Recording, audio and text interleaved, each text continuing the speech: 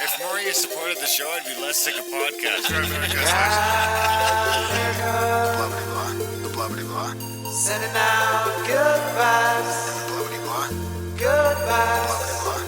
Good vibes. The blah blah. Good vibes. Good vibes. 108 breaths of deep gratitude and prayers for guidance and protection. And put on a didgeridoo and shamanic drumming track. Shivers or vibrations and stuff like that.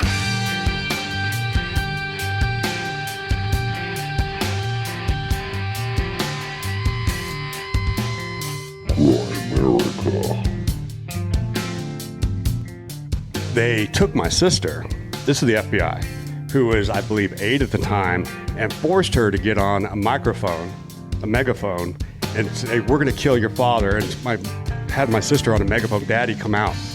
They're going to kill you. Okay, guys, welcome back to Grow America Show. Our big DB Cooper app is finally here. We're finally able to release it. Dan had his video come out. I hear it's quite damning. I did briefly go through the comments, and it seems like most people seem to be on board, at least on the ones I seen. There's like 750 comments on it already. So there's probably some argument in there, but this is it. It came out. I mean, the audio is great. I mean, there's a couple snafus in it that I couldn't get out, but for the most part, I'm pretty happy with how it turned out, considering it was in Rick's living room. But it's a great chat. One for the books. Yeah, what a great guy too, eh? Rick McCoy. Rick, I was talking to Rick today. One for the books. Were you? Yeah, what a heartfelt, deep chat about all this stuff from like his dad's, history in the war, being a war hero, all the way through to the current times. I mean, it captures everything. And of course, Brandon Powell, our buddy, is there to help us through this because he's been a fan of this for many years because his birthday falls on the day. And he's friends with Rick. Yeah, exactly. And he's friends with Rick. And Dan said, I was like, so have you got any feedback yet? And I mean, the whole DB Cooper community just ignores this whole section of this whole sort of part of it, which is fascinating to me. And it's interesting and good, actually. So, I mean, Dan, as far as Dan's concerned, the case is closed. I mean, his video is pretty damning to the FBI. I mean, he's got the FBI on tape talking about this. He's got Richard Floyd McCoy's parachute instructor talking about it, showing him the logbooks. I mean, it's great. He goes over the parachute evidence. So if anybody wants to see the FBI and the new evidence side of this in video, check out the link in the show notes to Dan Greider's Probable Cause YouTube channel. His video's there in the link. But this episode, audio only with Rick and Brandon, is a completely different story. I mean, this is the human sort of part of the story, the human interest part of the story. We talk about, everything, the prison breaks, what it was like growing up, knowing that your dad was DB Cooper, but not really being able to say anything. The copycat hijacking, the similarities there. I mean, we get into everything in detail in this episode. For sure. And I will clarify, I was talking to Rick on Instagram, not like talking. Yeah, right. What was I going to say? Yeah, I would say Dan's videos are great. And if you have any doubt in whether or not this is the real McCoy, I would say just go watch those videos, part 1 and part 2.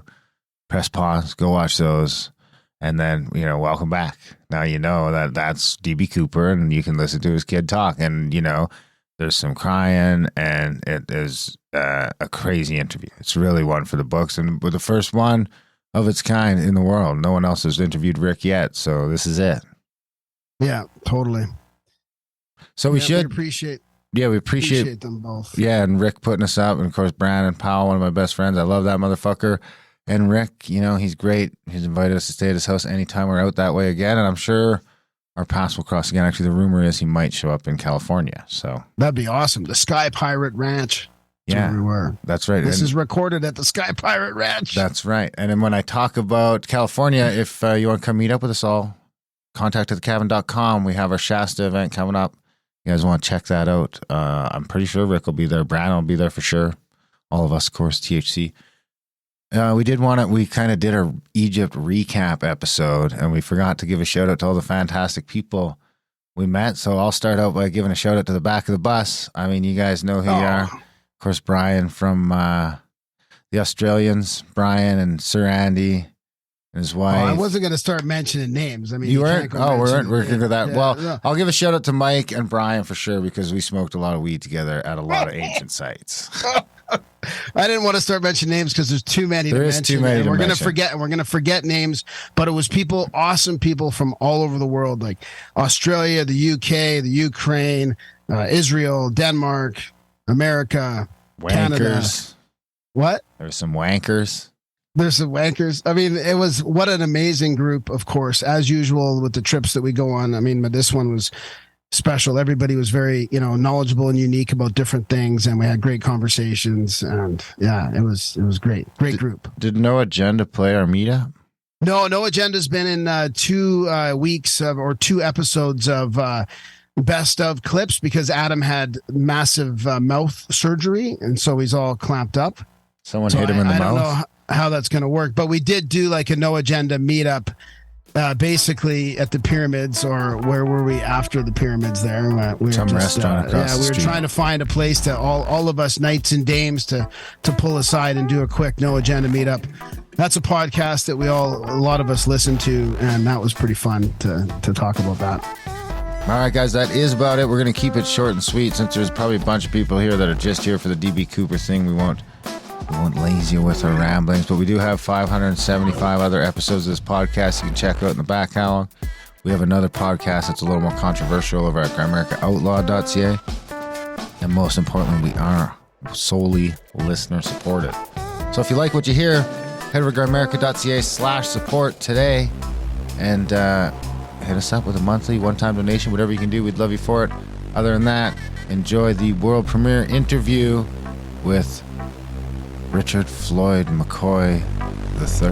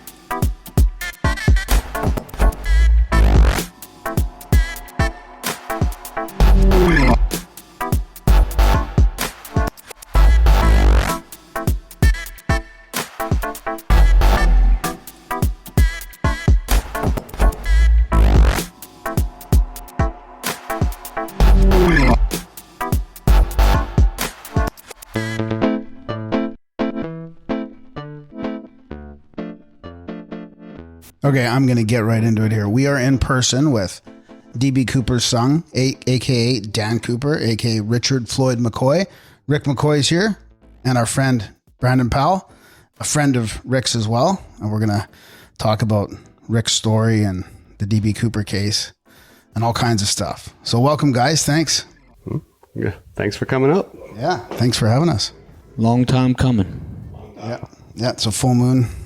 It is. Yeah, Today? lots of synchronicities. Full moon as we speak. I thought it was tomorrow. No, it's like right now, 100%. 100%? Yeah. Huh. Literally. Literally. Confirmed by the app on my phone. Wow. Done.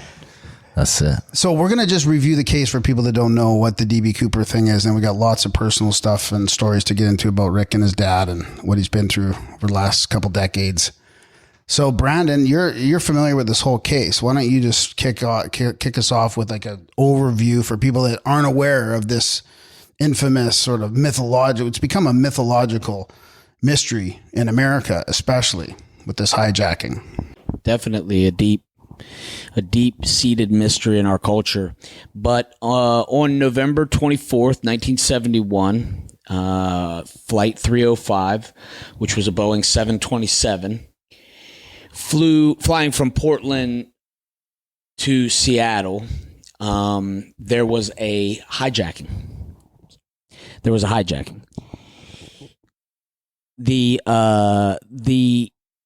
demand was a $200,000 in ransom. So they wanted to, the hijacker was willing to trade the passengers for $200,000. this whole thing has been very romanticized because of the character of who D.B. Cooper. Originally, the alias was Dan Cooper, but the name through history has been changed, and for reasons that we can talk about, was changed into D.B. Cooper. So now we all know him as D.B. Cooper, and he was a character who was seemingly as smooth as they come. Barely had to speak, passing notes to the stewardess, demanding this ransom, demanding specific things that would be carried out from the stewardess directly to the cabin and the pilots. And the idea was that they would the hijacker instructed the flight crew to refuel the aircraft and begin the second flight in Mexico City with a refueling stop in Reno, Nevada. So the intention was to refuel there, but approximately 30 minutes after taking off from Seattle, the hijacker opened the aircraft's door and deployed the staircase. So that's a really interesting point, was that the 727 had a staircase. An aft staircase, yeah. Right. The backside. That he wasn't aware how to operate, which is a point we can come back to later, which I think is really interesting in the things that would follow, right? So he had to be instructed on how to operate the staircase. So that really is an interesting clue that we'll talk about later. And then somewhere there, he parachuted over the southwest region of Washington and disappeared and was never found again. Smooth sailing, right? Wow. Okay, let's back up a sec first. Yeah. He asked for 4 parachutes, right? Okay, so So I just there's a couple details. Yeah, there's a couple things in there. A lot because they landed in Seattle. There was a transfer of the passengers for the $200,000 plus 4 parachutes, and basically, everything really went pretty smooth in that transition. Cooper seemingly knew a lot about planes, seemingly knew a lot about parachutes, and adapted to the situation quickly. They took back off before he picked one of the parachutes specifically that we're going to obviously talk about all of these details. But the point, I guess, is to get into maybe what kind of parachute that was, right? And to talk about all the details of that parachute specifically. But the point is he picked a parachute and he bailed.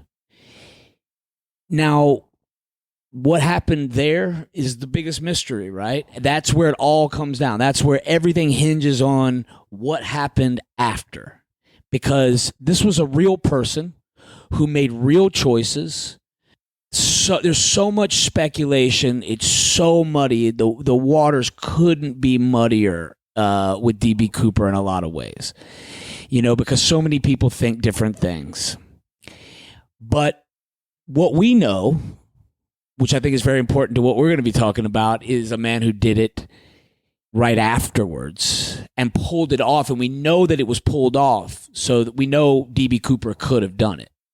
And that's the most important thing to think about, is that we know it can be done. It was done afterwards by a copycat. But, what we have is a story of a real person who did a crime. And then we know that he got away with this money, but yet money was found. Serial money was found later. And that ultimately leads a lot to believe that the money wasn't kept. And that's why people speculate that he didn't make it, right? But we're going to go into all of that now with a man who can fill in all the missing pieces, really. I mean, that's what makes this interview so historically important. Yeah. And let's just, before we get into it with Rick, let's just bring a little bit more context to the mythology of this over the last couple decades, because there's all kinds of investigators. Like, 40, 50 armchair investigators. I don't know what the proper term is, but there's a whole like community of people investigating this that have been doing it for decades. And there's about 30, 40 books out there, and everybody's got their favorite suspect. And one in particular. yeah, there's definitely, that's the thing. They've skipped over this because of some reasons that we'll get into later too. But there's a whole conference made out of it. There's a bar with some drinks made out of it. I mean, this is like a cultural phenomenon that won't really go away. Right. And it's almost like there's an investment in keeping it a mystery. Like there's value in that. And for some people, I'm sure there is. But then sometimes there are doctors that don't seem to want to heal. And then sometimes there are doctors that really want to heal.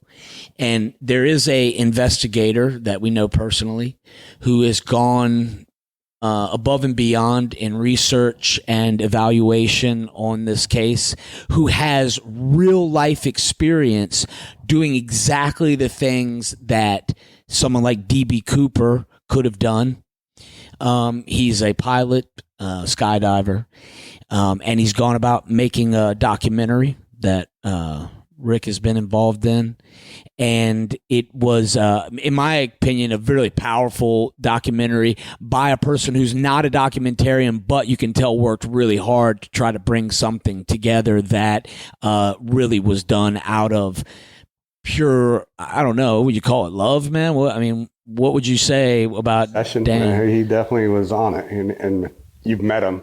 He's definitely a guy that doesn't take no for an answer. He mentioned to you, he's been trying to contact me for close to 20 years. And until recently, and we'll get into the why I started even having discussions with him.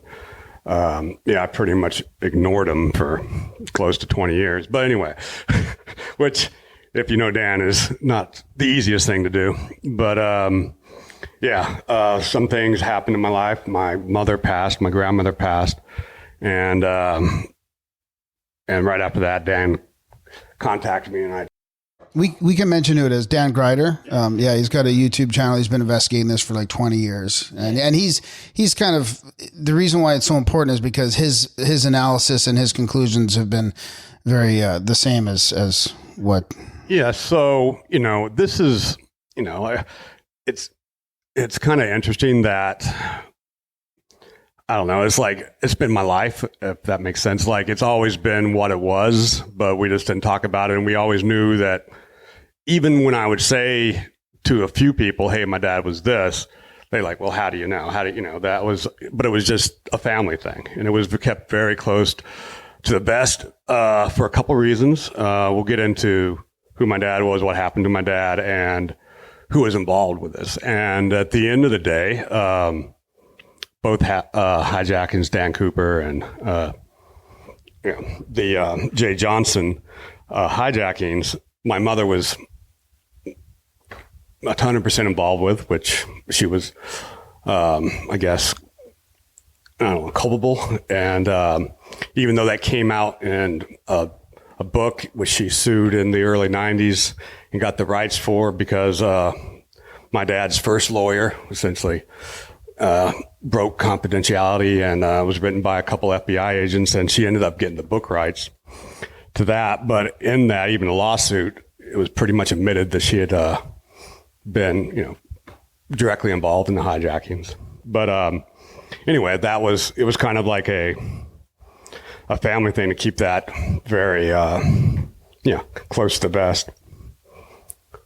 So that is why it's taken so long even to come out. And what's also interesting is I figured I'd be the one to come out, but my sister, who's, because of age, a lot closer to my dad, who I thought would never come out, but she's also come out with me to kind of get this out here. That's great. So did you guys purposely wait for your mom and your grandma to pass away? Oh, I mean, it wasn't waiting. I just knew it couldn't be talked about. I mean, waiting would not be that's what I would say, but yeah. Knowing Rick for years, I've been lucky enough to know about this information and have seen his way of explaining it. He's extremely tight-lipped around it. It's interesting for me to talk about. Like this is obviously, besides talking with Dan a little bit on film, this is it. This is I'm not a public speaker, and it's and that's one of the things that attracted Dan to you as well. Is like all these other people are coming out with their theories, and there's been like there's been so many people coming forward. Oh, I know Dan Cooper. This is Dan Cooper. Da da da. For so long, but you guys didn't want to talk, and that's what he was like. Well, the McCoys aren't talking. Yeah, but I mean that was for protection, for real loyalty around people that were family, and there was real love in there, and when you're protecting your loved ones, some type of or any type of sensationalism around yourself means nothing. You know what I mean? So it's it's to me. I know his motives now for doing this thing, and I know that they're genuine, and that's why I feel, to be, it's such amazing to be a part of it all, but because the story deserves to be told, because the character behind DB Cooper's a mask for the real individual who carries the same name, the same moniker, Richard Floyd McCoy II and Jr. Right. Yeah. And, you have a powerful history there with a person who was remarkable, and it's worth doing just that. Telling the story of the man who ultimately would, and I believe 100%, and would ultimately go on to hijack 2 planes out of necessity, ultimately.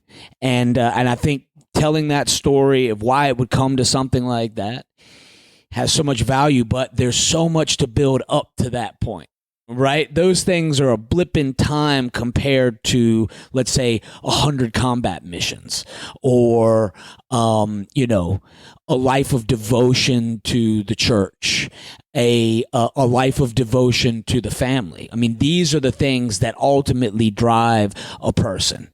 And this is why I want to get it out there. Like a lot of people, my dad, as Richard Floyd McCoy, is famous in his own right for what a lot of people call the copycat.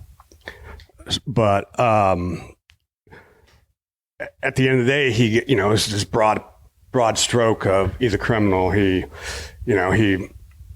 outside of doing that, he escaped from Lewisburg Federal Penitentiary, which was the only person to ever escape from Lewisburg Federal Penitentiary as well. And again, these broad strokes of this master criminal, and growing up with this in the shadow in a lot of ways. So many people have come up to me and, on their own, and just told me what an amazing man my father was. And, ultimately that's why I want to tell the story, is really give this man, give him his due. Yeah. And the thing about him was the complexity that makes it so interesting. It makes it fascinating to see someone who could be willing to sacrifice himself in a situation, but who also felt, who felt justified in his actions because, he felt like he had been wronged. Right. The retaliation. I mean, is it wrong for a man to retaliate, or should we take everything lying down? And when a man who is so highly trained and skilled in combat and in doing things that could have led to a massive destruction, like a demolition expert, who goes about committing seemingly criminal acts, but yet never hurts anybody. Never hurt. I mean, there's lots of situations that he could have hurt somebody and chose not to at his own peril. And another part of the story that I definitely want to get out. Well, let's get it out, man. Let's go back to him being a young character and the idea of chasing some adrenaline. You know what I mean? What's a good story? Because I can think of one. There's let's go motorcycle. Yeah. I mean, he was I guess early 60s, a big motorcycle fanatic. And I guess the story was for thrills. He would, back then the highways were 2 lanes. And his thrill was go down the center lane at 120 miles an hour on full traffic. That was, a foot on each side going 120 miles an hour through traffic going both ways. That was just, enjoyed the thrill. Testing fate. The water. Yeah. We've talked about this, and obviously I don't necessarily relate to this, but a highly religious man. Like, he grew up as a Mormon, and ended up going to BYU, Brigham Young University, which is very strict, especially then, Mormon school, and really, lived outside of being an adrenaline junkie, really lived for the church. So it was very interesting through his life. And, when we get through all the stories, he really, strangely, I guess, in some ways thought, not that he was protected, but he was okay with, He had faith. He had a lot of faith. Yeah. And faith gives you a lot of confidence.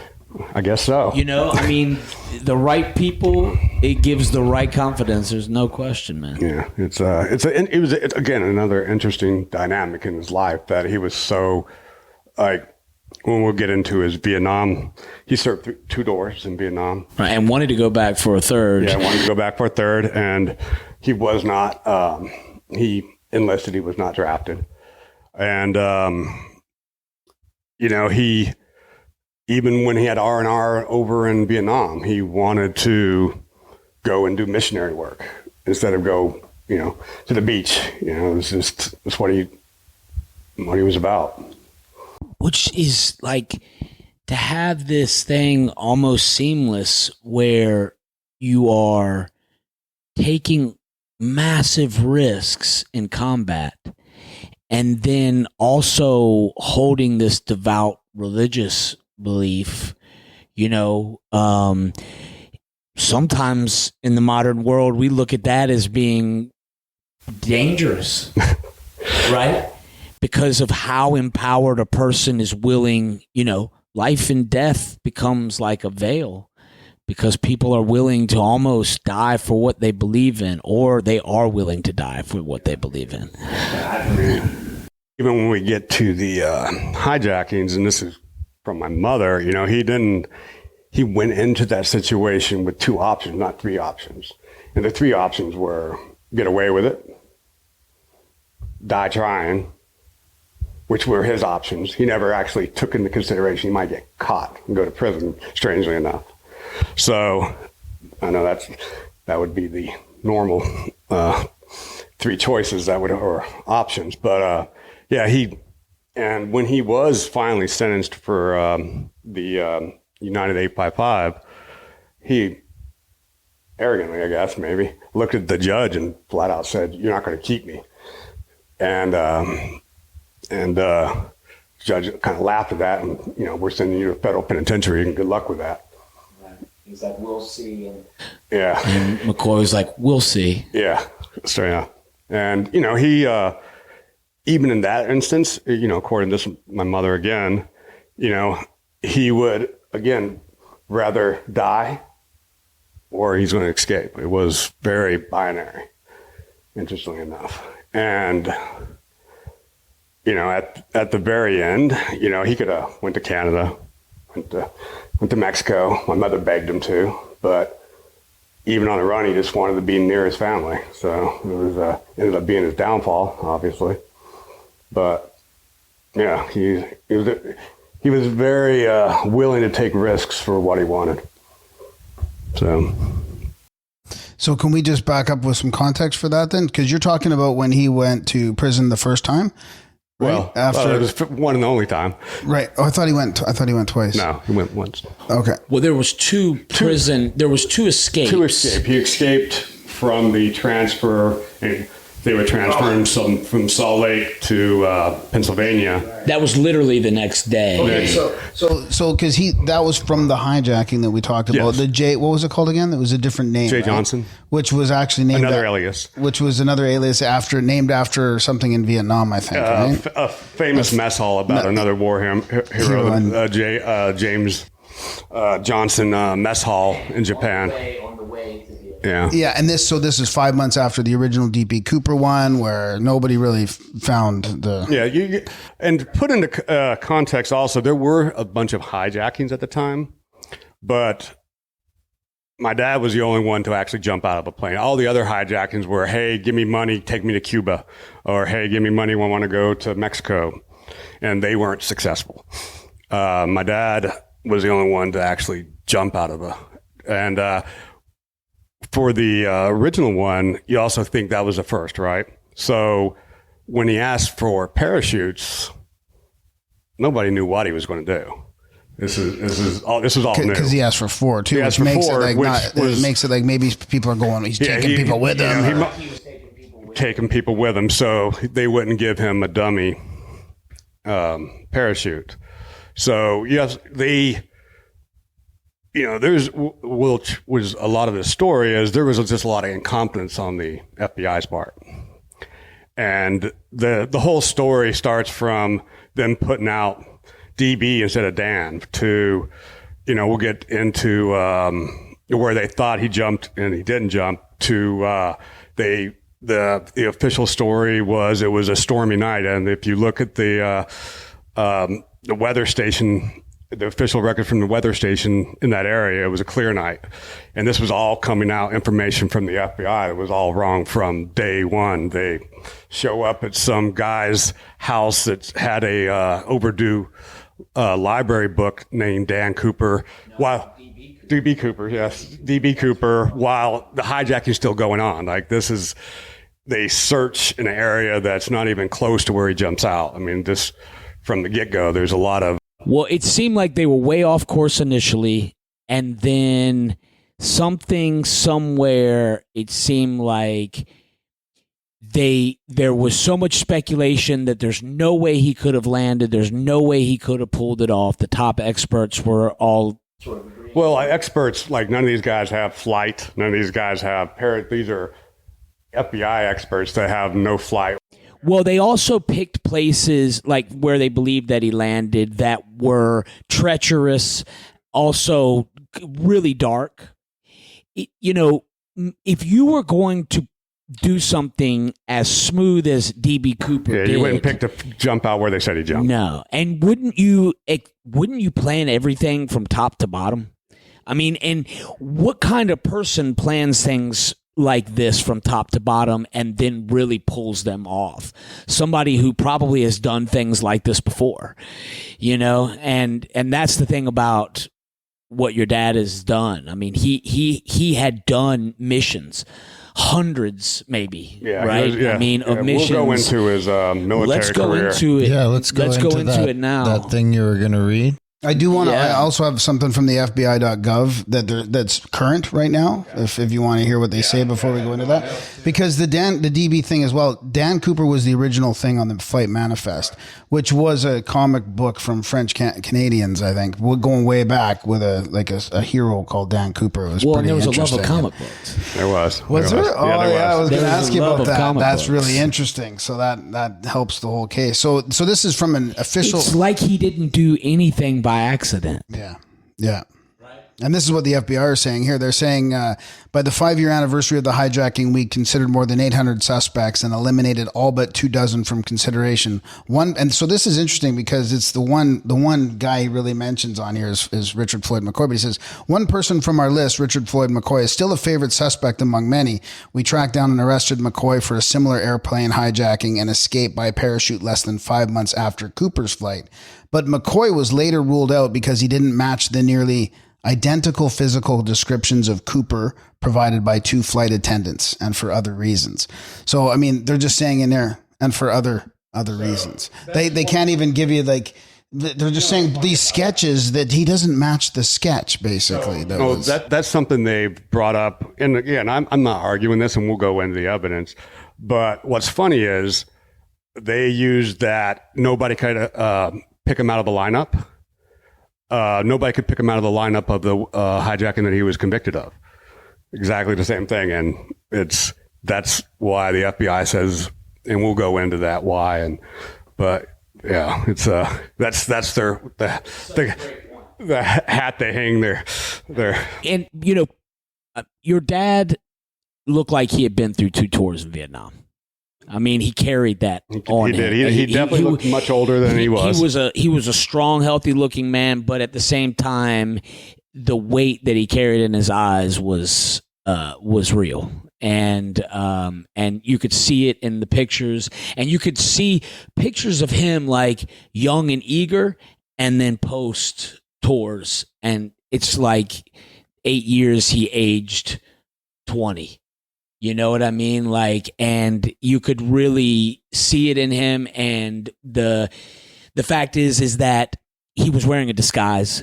He was wearing sunglasses. He was doing things that were out of character, drinking and smoking, which is things that a Mormon man who was faithful did not do. He was, you know, specifically trying to look different than Richard McCoy, and he pulled it off 2 times in a row. And you know, and what that goes to show is that just like switching the name from Dan Cooper to DB Cooper, things get lost in history, things shift. We believe all kinds of crazy shit as people. We really don't know things after a certain period, you know. I mean, we really get lost. I mean, you can know the general, but it's hard to know details sometimes.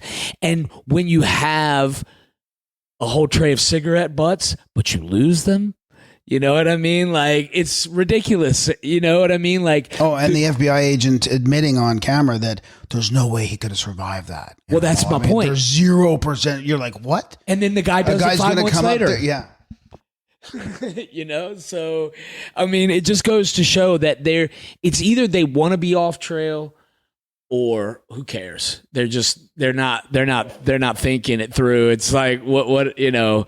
It's very interesting because obviously the official stance of the FBI it wasn't my father, but the man that killed my father. I mean, he officially said, when I shot Richard McCoy, I shot DB Cooper. The original book was written by FBI agents. Almost everybody at the time inside the FBI was 100% it was my dad. So I'm not sure exactly, outside of some conspiracy, like why the FBI's official stance was not, which very interesting. Even now, could it have been that maybe there was mistakes made in the case? That's I mean, from the get-go. I mean, they literally, you know, my dad. How about warrantless searches? Yeah, well, everything was warrantless, which is insane. Like the search they did on after the Jay Johnson, they literally took money, parachute, typewriter that notes were typed on, and 100% warrantless. And of course, you know, my father's lawyers tried to get everything dismissed, and they were not having it, even though every bit of evidence. There was no evidence outside of that was actually taken legitimately. And they went ahead and prosecuted him. He was guilty, not to take up for that, but constitutionally, they did everything wrong. Did he ever admit guilt? No. He did not. No. That's what I'm saying. Like, they went to trial, he fought it. And the only evidence they had outside, well, they had but all the evidence, all the physical evidence, was taken from a search that was without a warrant. And we'll get into, and when they killed him, they also entered the house he was living in without a warrant and ambushed him. And So let's just imagine the situation being in a time at the end of the war with soldiers coming back who have a lot of disabilities, who are pressured into trying to fit back into society. And PTSD was not a thing back then. Not a thing at all. And you had a person in a situation where he might have been desperate in action, but if you were to actually look into this person and then start to understand who he was and what he had done for the country, he might not have seemed to be so villainous, right? It was easy to make your father into a copycat villain right out of the gate and then bury that story so we don't talk about that anymore. And then we glamorize the other story. And analyze the reactions for decades. Right. I mean, that's the way I go to it. Like they're just watching everybody go around in circles over this thing that should be closed off. I mean, would you believe they might analyze it? Yeah, they might. Another thing, right? Himmelsbeck was the chief FBI in, I guess, Seattle. And what was also like, he came out, it was like, oh, this guy was just cussed like a sailor. Like, just the FBI's official story. And everybody on the plane, had contact with him, was like, he was the politest. And for whatever reason, and the stewardesses always said that. Yeah, but that's what I'm saying. The stewardess, the people that actually had contact with him were like, oh, he was the nicest guy. He was very polite. But the official story, even though that was the only people that had contact with, he was just this degenerate that was cussing everybody. I mean, nobody even knew there was a hijacking going on till they were off the plane, like, except for the steward, except for the flight crew.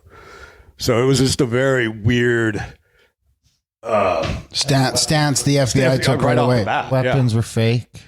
Fake gun, fake grenade, right? Everything was fake. Well, it wasn't a fake gun. It was an unloaded gun. It was unloaded gun. And he was a demolition, special forces, Green Beret, demolition expert. So it was really easy for him to make a fake briefcase with a fake bomb in it. He knew exactly what it would look like. And, that's what he did. Everything. I mean, and my mother, we'll go back to a lot of this stuff his family passed on. But, my mother was very clear that my dad was never going to, like I said, we can go into many stories. The whole thing was he wouldn't harm anybody. He'd either get away with it or not get away with it. And there was never going to be anybody harmed. So why don't we take a minute and go through some of that Army record and stuff that Brandon was going to take us through before we go much further, so we can kind of set that non-villainous record straight before we... He was a war hero. Yeah. There's that's something I should also bring up. There's a letter before he escaped prison, like, essentially asking the judge, for some leniency. And he wrote everything, and essentially his whole service out, and the judge had, zero mercy. So this was written right when he got, is that the one that was written right when he got into prison, like that day, and then he escaped that next day? No. This was so he was in prison, less than 2 years before he escaped.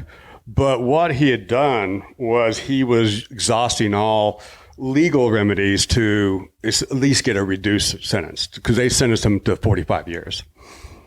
And essentially when the final ruling came back that they weren't going to reduce anything, that's within a month he escaped. And that was, he had planned it, but it was, he did go through all the legal means to try to get it, he did the whole, the young kids, I'm a war veteran, and the story goes, Judge Ritter, I believe his name was, he was a federal judge in Salt Lake that hated Mormons, which is a very interesting place to be a federal judge if you hate Mormons. But, that was, he made it very clear even then that he was going to make an example out of my father, and thus the 45-year sentence. While we're there, can we talk about the first escape? Oh, yeah. The first escape was a transportation escape. So between Salt Lake and Lewisburg. They stopped overnight in Colorado. So anyway, so they put him in a drunk tank, and in the morning there was a drunk guy in there just passed out, and they had different bracelets, and he switched bracelets with the the drunk guy, and when the sheriff came in to take him into court, he just, whatever the guy's name was, he raises his hand and said, "Oh, that's me." And the story outside of that was, this is another example. It was just him and the sheriff. He wasn't handcuffed. He could have just knocked the hell out of him, and he chose to run for it. And the reason Dad was kind of upset about that, because it ended up being that dude just kicked the shit out of him when they finally caught him. And he chose not to harm that dude. So even at his own peril again. And, he could have, my dad was fairly physical and could have done whatever, but again, he chose to not do that and ended up biting him in the ass, I guess. And that gentleman, whoever that was, a sheriff, ended up, like I said, because they had some do-gooder actually tackled my dad, and then that guy got up to him and they messed him up pretty bad, from what I understand, before they took him back into custody. Second escape was pretty ingenious. So it was like a pattern. And how the pattern was is you had to stay so far away from the fence, right, when you're out in the yard. So my dad, with some other inmates, would start doing a morning routine of running. And they literally took months, but they'd come a foot closer every week. And then till finally the guards just got used to him running along the fence line. And this was over like a year, some months. So it was just like, it was a long game. Yeah. So they wouldn't let anybody get near it, but these 4 prisoners, they would just do it. And then over the year, they would allow them, because they just got so used to him, to get near the fence. Exercising. Yes. And, very interesting. I actually had this story wrong. I thought my dad worked in the dentist department, but I actually met the guy this year that was in prison, that was friends with my dad, that worked in the dental department. He said he was the one that gave him dental paste, and he molded a fake gun out of dental paste. And what he did was they timed it, and there was a garbage truck, and they essentially used the fake gun to hijack the garbage truck, and they busted out the front gate with a garbage truck. And to this day, this is how life works out. In my martial arts journey in the 90s, I was doing martial arts, and one of the guys I was doing martial arts with was actually a prison guard up at Lewisburg Federal Penitentiary, and he actually took me up there just because that's where he worked, and I was up there, and I was like, "Oh, this is my dad," and they're like, "Oh my God, that's they do." As when you become a guard, that's part of the training is about my dad. Because that's still the only escape, that's right? Still to this day, the only escape from that federal penitentiary. I bet you they don't let anyone run up against the fence anymore. They do not do that. And this is my dad changed a lot of things in the airline and in prisons. Is that why I have to take my shoes off? What's that? Is that why I have to take my shoes off? No, I just have hardwood floors. No, I mean when I get on the airplane. Oh, no, that was 9/11. Okay. But what now they have... Yeah, that might be back then it wasn't real ID. You could just walk up to a ticket and say, "What my name's." My name is Dan Cooper, and I'll be taking a ticket. Boom. Yeah. So, but nowadays they hold garbage trucks. They have a stage, so it's a 3-day system to come in and out with garbage trucks now. So because they got so close to the fence, they were able to jump in the truck kind of thing, or jump to the truck? Is that what? Right. They just knew it was timing. They knew when the garbage came. And over time, they had a system, and they were waiting. So again, nobody got harmed. And one of the stories from there, back then, Lewisburg was in the middle of nowhere. So also there wasn't I'm sure they had radios and stuff. But when he escaped, they found a house, and they went in this house, and they were going to take this older couple's car. And I guess during the escape, and this is actually, I got this from my mother and Walker, one of the guys that he escaped with, that they were trying to leave, and the old man was having heart issues, and my dad wouldn't leave him, stay with him. And of course, the rest of the criminals are like, let's go. And my dad, even though they tied him up, made sure he got his medicine, and ended up when they got rescued, the police got there, or whoever was searching for my dad, they were like, oh, this guy was so nice. He made sure I was okay, even while they were under the duress of escaping. I mean, even the regret from the man who would ultimately turn him in, who was a friend, right? You want to go down those roads? That's Talk about him a bit, Let's do the reading. Okay. Yeah, let's get. I really want to get in. Yeah, what happened? Where he came from? Yeah.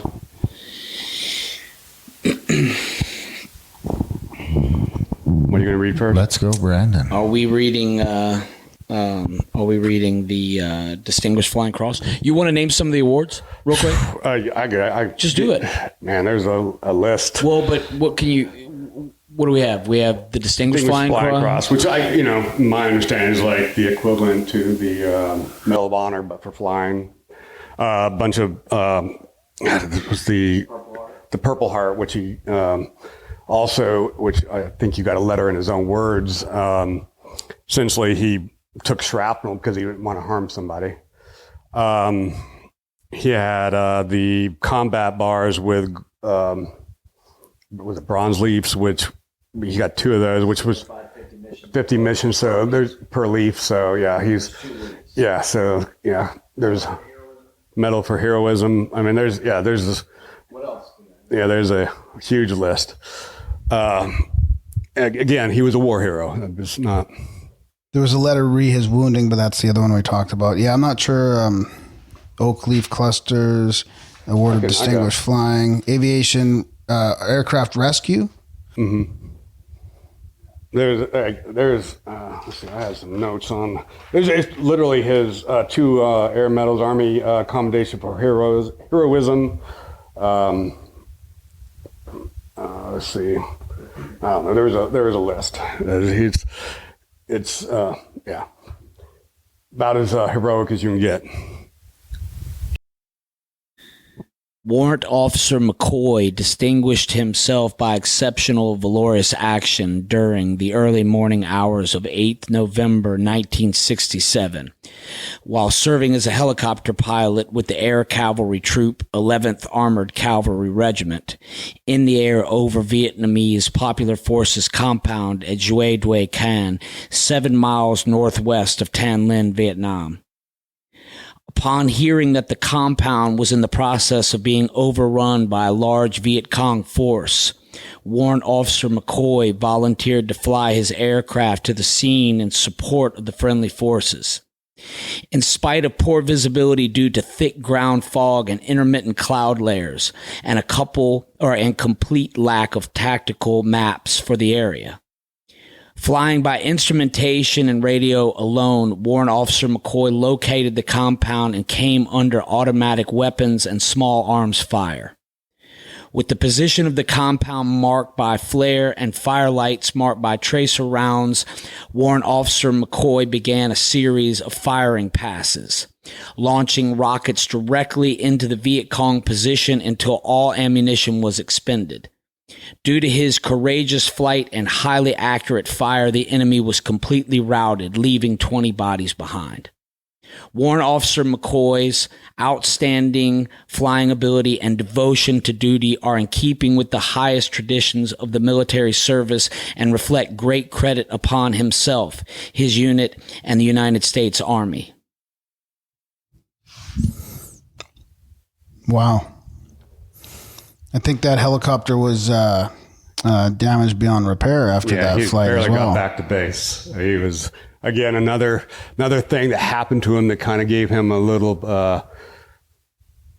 ego, I guess, about cheating death. They literally had to decommission that. helicopter afterwards because it took so much fire, but he actually did not get hit, even though the helicopter was trashed.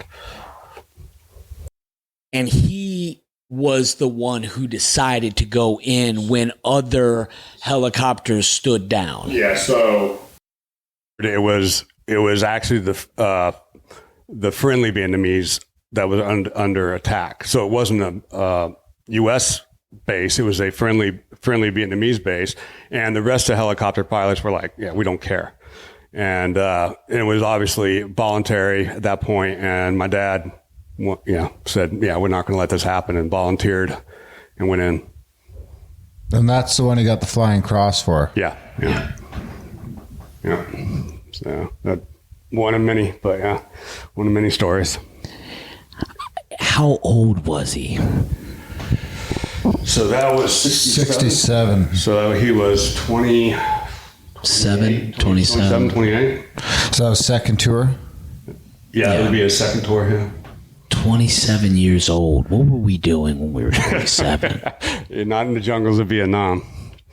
And he was doing spiritual work there too, like you mentioned, he was doing right? a lot of mission. Yeah, he was on his R&R. Like I said, he didn't really. I mean, I think he did take some R&R because I know he went over to Japan. But when he would get time off, he would do missionary work. And of course, I think he got in some not trouble, but they're like, you're taking a lot of risk to go into villages to do missionary work, but that's his time, and that's what he did. Was he doing any during the tour at all for the army at all? Like doing any missionary work for the army, or not missionary, but religious work for them? No, this was just outside of military. This is our own time. Yeah. When did he get back from Vietnam? 68. And so he went over and then he got hurt, right? Yeah, he got he came back in 67. I think he went over in 64. I actually wrote that down. Yeah, he enlisted in 62. He actually had, because he went in the Green Berets and he became Special Force, he had 2 years of training, like just straight training before he actually did any service. And then he did 2 years of training and then went straight to Vietnam as a demolition expert in the A team with the Green Berets. So very specialized, small, I think it was 12-person small team. And from what I understand, it was like every specialty had two. Like if you were a demolition expert, you had two demolition experts. If you were a medic, you had two medical experts. And so it was 6 teams of 2. So, and that's where he ended up getting a Purple Heart was during that tour. And second tour, he came, like I say. So was that the the Purple Heart? Did that end his Vietnam service? No, or he went back again. He actually didn't even come home. They offered him to go home, but he didn't want to. He wanted to finish out his tour. So he actually, after getting wounded, he went back to his unit. And then he came home and went to school in between his 2 tours. He came back to school, went to a helicopter. Yep, and back in 67, he went to Fort Rucker and got his helicopter license, and then went back and shot the shit out of and then this guy. Do you have that letter then that he wrote when he was in his own words? That'd be great to hear. Yeah, this is a school paper that he wrote about his wounding in between. So he came back, went back to school. And he wrote this paper. This letter that Brandon's going to read is actually his own words about the. And this would have been that same. 67. 67, so he's around 27 years old. Yeah. So cool because it still has the corrections in the paper, and it was written on the typewriter. Yeah, it's still got the type. I mean, and this is. I feel like he was trying to do it artistically. I feel like there's a quality to your dad and all the things that he did where the high skill and artistic approach to everything that he went after. I mean, he didn't want to suck.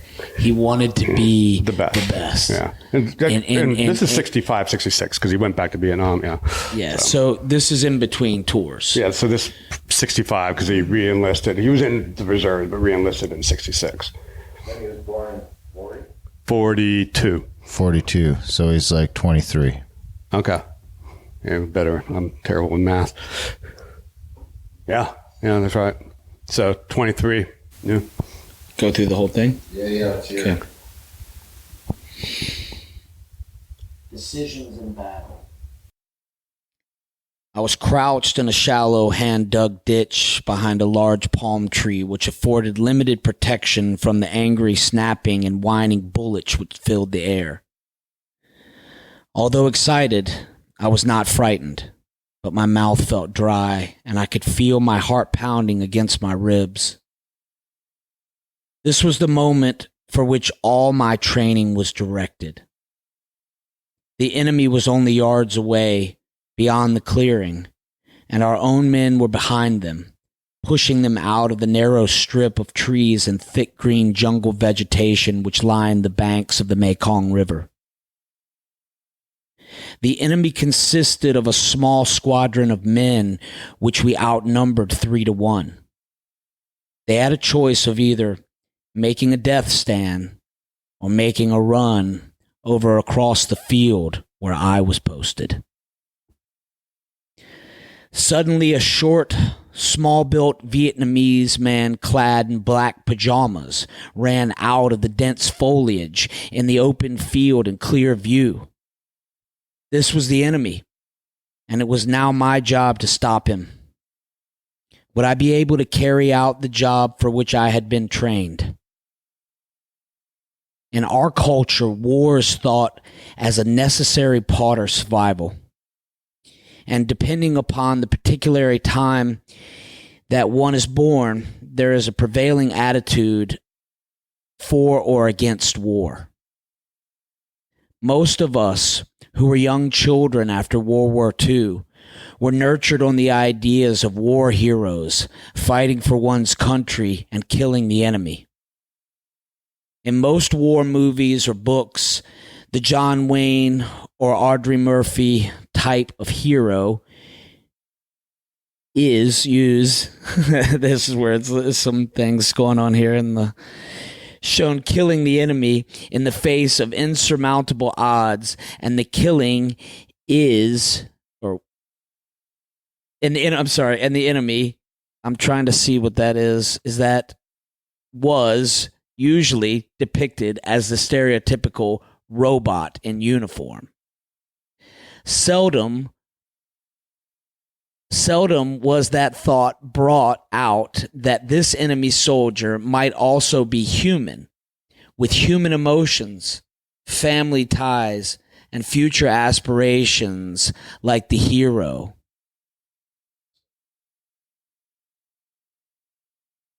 What about my enemy in the black pajamas? This enemy was now within 20 yards, running diagonally towards me, but oblivious to my presence. From the way he was leaning forward and clutching his side with his right hand, it appeared that he may have already been wounded. Though he appeared unarmed, I raised my M16 rifle to my left shoulder and ordered him to halt. Dong Lai. Ignoring my command, he continued running as fast as possible, and I fired a short burst of automatic rifle fire, not to kill him, only to warn. He continued to run across the field toward the 6-foot-high elephant grass, and I then had to decide whether to kill him immediately, overcome him physically before he reached the cover. I'm sorry I left out a little bit there, but you understand what I'm saying. Common sense told me to shoot, but my sense of fair play would not allow me to shoot what appeared to be an unarmed man.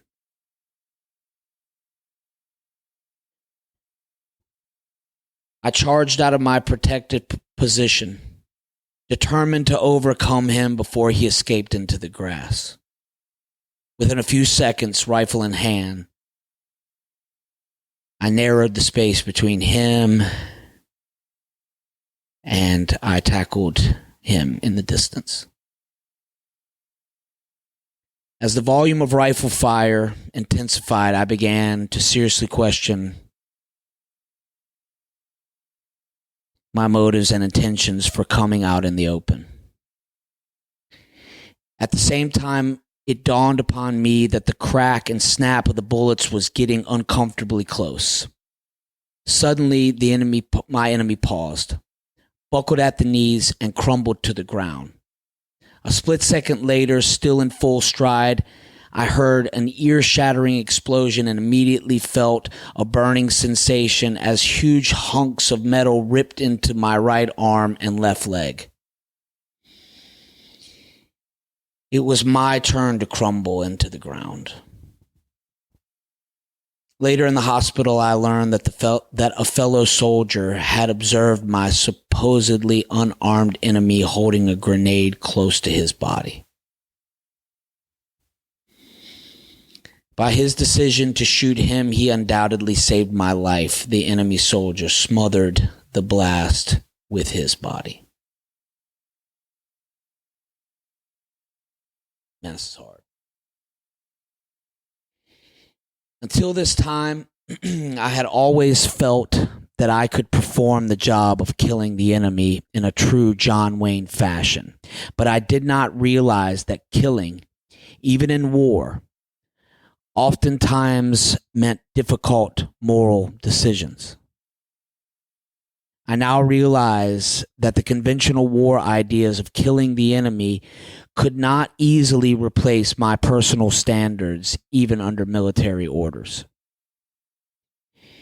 In my mind, this was not just the enemy, but a man perhaps with a wife and a family waiting for him back home while he performed a job called war. Many men justify unnecessary killing in different situations with the excuse that they are not responsible for their actions, but they are only victims of circumstances. In truth, though, war does not change man. Only man can change man.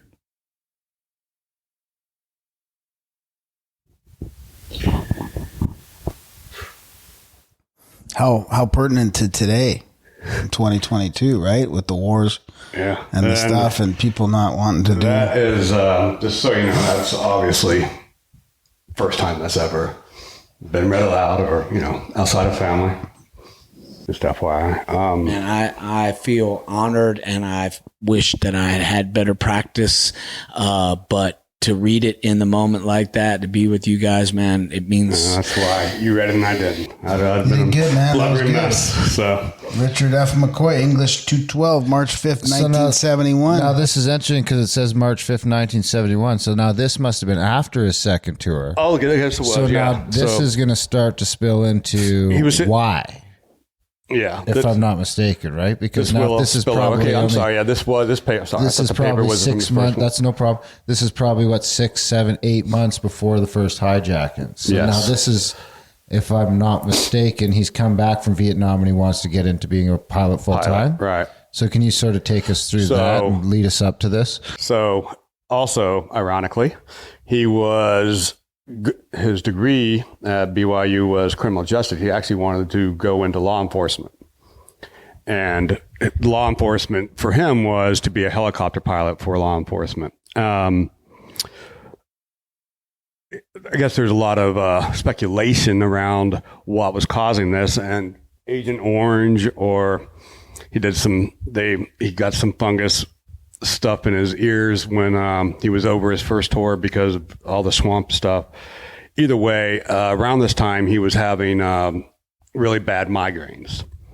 And he went to the VA, and instead of helping him, they just pretty much threatened to take his helicopter pilot license.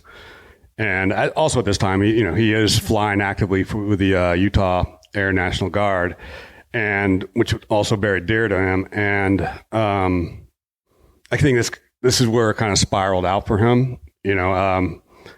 He always dreamed of being a pilot, and thus he obviously fulfilled his dream. And now, outside of everything, he's done everything right. And now the answer was to say, "Fuck you, just take your license and figure it out.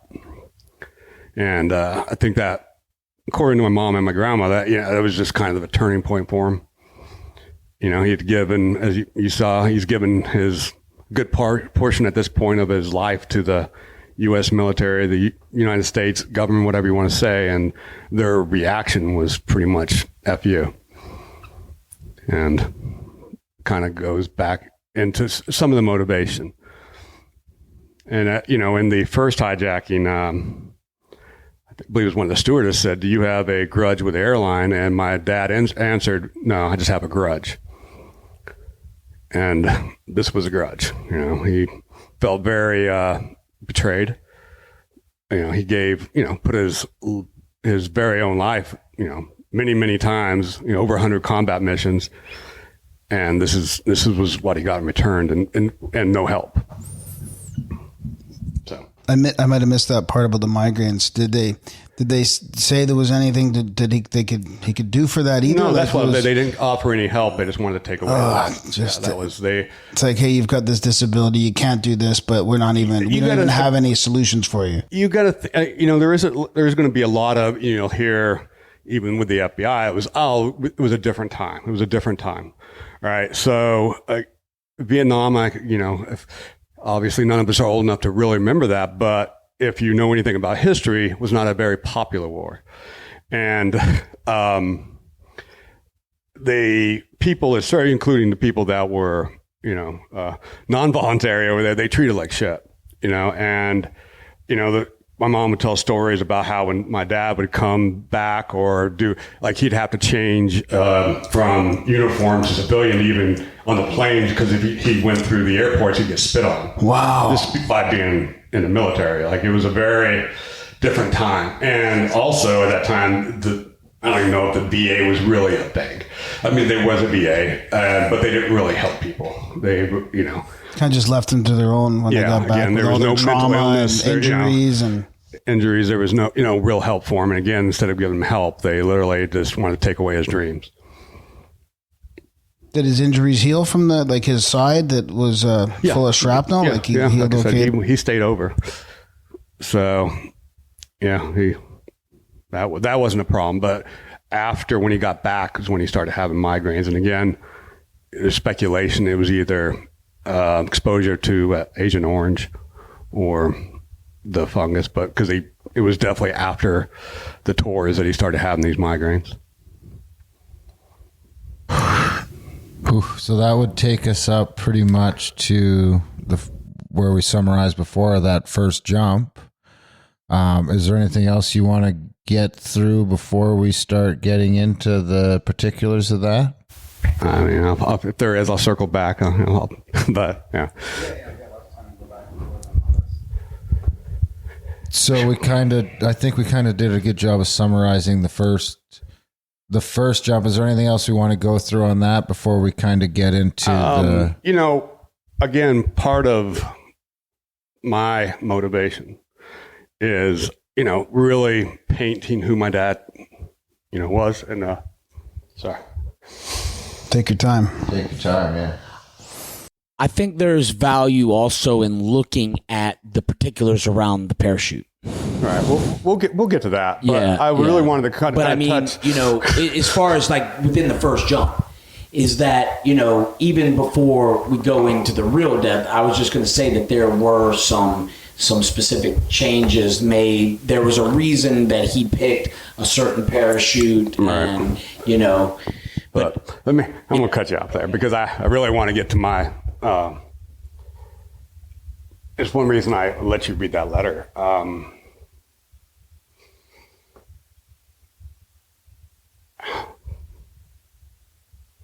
Sorry. No problem. History has painted my dad a certain way, but those were his own words. You read his own words, and this is a man that literally took shrapnel because he didn't want to harm another human. In the time of war, we would have, the excuse, as he wrote in his own words, war doesn't change man, man changes man, and he wouldn't let that. And one of the things that I really am going to push, or not push, but I want to make very clear what type of man my dad was. And on the face of a hijacking, on the face value of a hijacking, it seems like he would have put people at harm. And I'm not saying he didn't scare some people, but it was a fact that he at no point was going to use any type of force.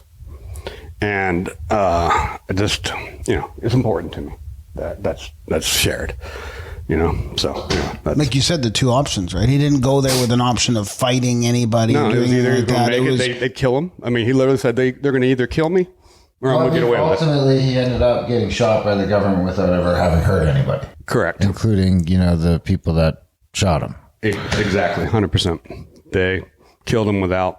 Yeah, there was an official story, but all bullshit. Now that'll come out as well.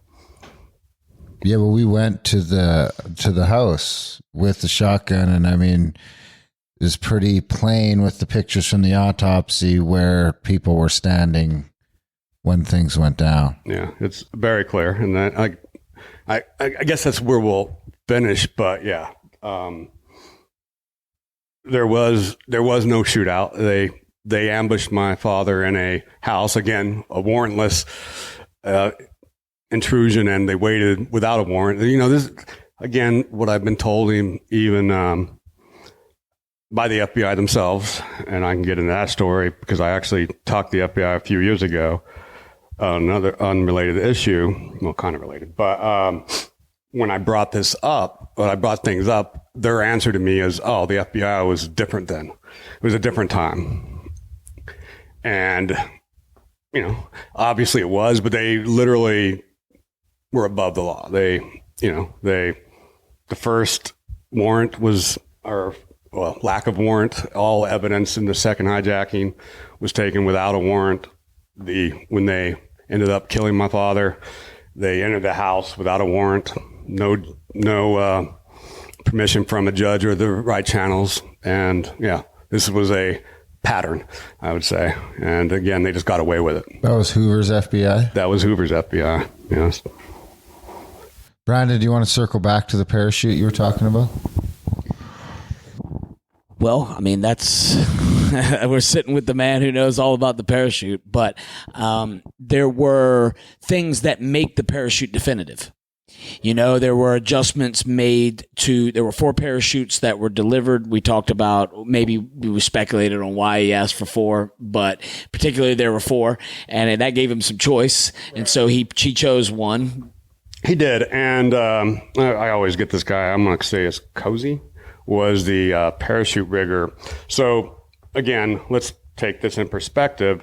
When he asked for these parachutes, A, the FBI did not own parachutes to hand to a hijacker, and B, they had no idea what he was going to do with the parachutes. So what they did,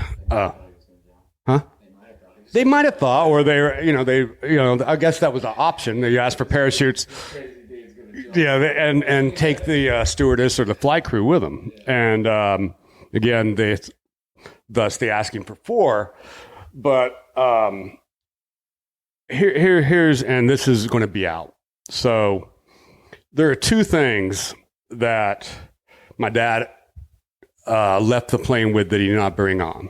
And that was money and a parachute. And that's just the facts, right? So and we'll just get it, we'll just cut right to the chase. It's a crazy thing. have been in the room with parachute 1 and parachute 2.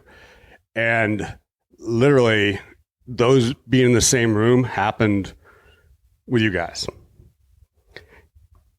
That's pretty, I mean, it's very amazing, man. It's amazing. And not just the parachutes, but you.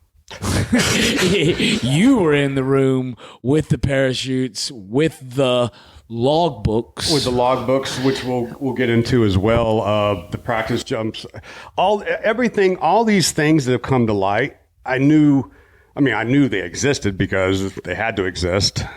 I didn't know where they were. I assumed the second jump, the FBI had the parachute. I did not know it had been returned to, my dad had borrowed it for this. Like I said, after the first jump, and we'll get into that parachute, he's like, yeah, I'm going to bring my own parachute next time. And so I didn't know that one still existed either. So it's very surreal. Can I ask you a question, man? Yeah. All right. Go in there. Do you think Myrtle knew? Yes. Okay, can we say who Myrtle was, right? Yeah, absolutely. Okay, well, you say. Oh, man. I'm sorry, dude. So, fuck. She was my dad's dad, and your dad's mom. My dad's mom. Sorry. Sorry. That's all right, man. Sorry. Just take your time. Take your time, bro. Take your time. Yeah, she was just as tough as my dad. It was. She was cut from the same cloth. She was more like a mother, you know.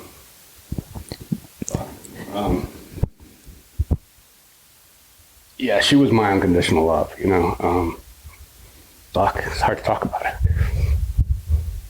She was the matriarch of the McCoy family. Oh yeah, 100%. Hard as nails. She protected your dad. She protected my dad. She protected me. You know, she protected everybody who was really under her. Yeah. Whether she liked you or not, in a lot of ways, in a right? lot of ways, yeah. If you were family, she forgave a lot and did a lot, for sure. And you were totally, and have always been, as far as I know, as far as I've known you, long as I've known you, loyal to a T to her. And she was, I mean, there was never a conversation that we had where grandma didn't come out of your mouth at some point in time in the conversation. Yeah, I was right? very close to my grandmother. Right. And, I was very, she, again, part of this, I alluded to early on, I would never talk about this while she was alive. And I was very lucky that she lived to almost be 100 and sharp as a tack. And really, I guess at the very end, I was there for her, but always there for each other to the very end. And come to find out, she was more gangster than, she some things came to light the very last year of her life. Some stuff she kept about my dad from me, we'll get in that or not, but I think we should. But my question of whether or not she knew. And she was hiding a lot of stuff. Right. So she knew because she always alluded. Yeah, there was 100% she knew. There's not a doubt. Yeah. She knew what he was capable of. She was definitely. Yeah. She knew what he was capable of. I've talked about how I've always kind of idolized my father. Weirdly, as not having a real relationship because my only memories of him really are of him in prison, and then I don't know if they're memories of him, but obviously his funeral, and then before that, just always having FBI agents hounding us, while I was on the run. So, can we side note real quick? Can you tell a story about your dad being able to move in and out of the house from time to time? Very, very, another story. This is my mother's story and my sister's. So after he escaped, when he first escaped, he first escaped, he went to the family farm and with 3 other inmates. And at that point they separated, 2 and 2. They caught the other 2 almost immediately, and they thought they had my father surrounded. And this is a story that they took my sister, this is the FBI, who was, I believe, 8 at the time, and forced her to get on a megaphone, and say, we're going to kill your father. And had my sister on a megaphone, Daddy, come out. They're going to kill you. And they're forcing her to do this. And obviously, my mother was at work when she gets a phone call that, hey, another story, she knew my dad was escaping because she helped. But the story is, the FBI's down here. So she's racing here, and my mother pulls up. And this became another reason the FBI was not happy. But my mom went up to the head FBI and slapped him right across the face. which did not go over well, and which was the beginning of, we're going to go a lot of stories about the FBI from that moment forward, saying we're going to kill that motherfucker. We're not taking him alive. From that point forward, he had a hit. I'm telling you, every person that was involved, every relative, and I had a lot of relatives down there, especially at that time, said every time we talked to the FBI, they made it very clear that they were going to kill him on sight. So going back though, he was able to sneak in. Yeah. Oh, so back to that. Right. Sorry. No, that's all right. I got it. So they were there like a week. He was bounced. He went through the canal system. He grew up there. He knew the farms. He knew the drainage ditches, and he used a reed like he did in Vietnam, and went through the ditch system and right out. Yeah. And so he's out, but the FBI is always around. They're staking out our house. Oh, well, we lived in a trailer, and my dad would sneak in like once a week with being surrounded to see my mother. And because they were afraid of being bugged even then, they would talk by writing on pad and pencil. And my sister actually has memories of this, but I don't, because I was a little hyperactive. They wouldn't wake me up. I guess he would come and give me a kiss on the forehead, but wouldn't wake me up because they were afraid I'd get too excited and not be able to keep my mouth shut. So, yeah. But he did that quite a bit, even with the FBI right out, posted outside. 4 or 5 months. Yeah. Was he the only one of the escaped prisoners that got killed? Oh, yeah. Yeah. Yeah. And that comes to light also. This is something, he escaped with a guy that was serving life sentence. His last name was Walker. And he was he did kidnapping, somewhat famous bank robber. And while they were on the run, they had robbed some banks, and this guy had a direct relation with the FBI agent that ended up killing my father, who was the head of the Virginia Beach office.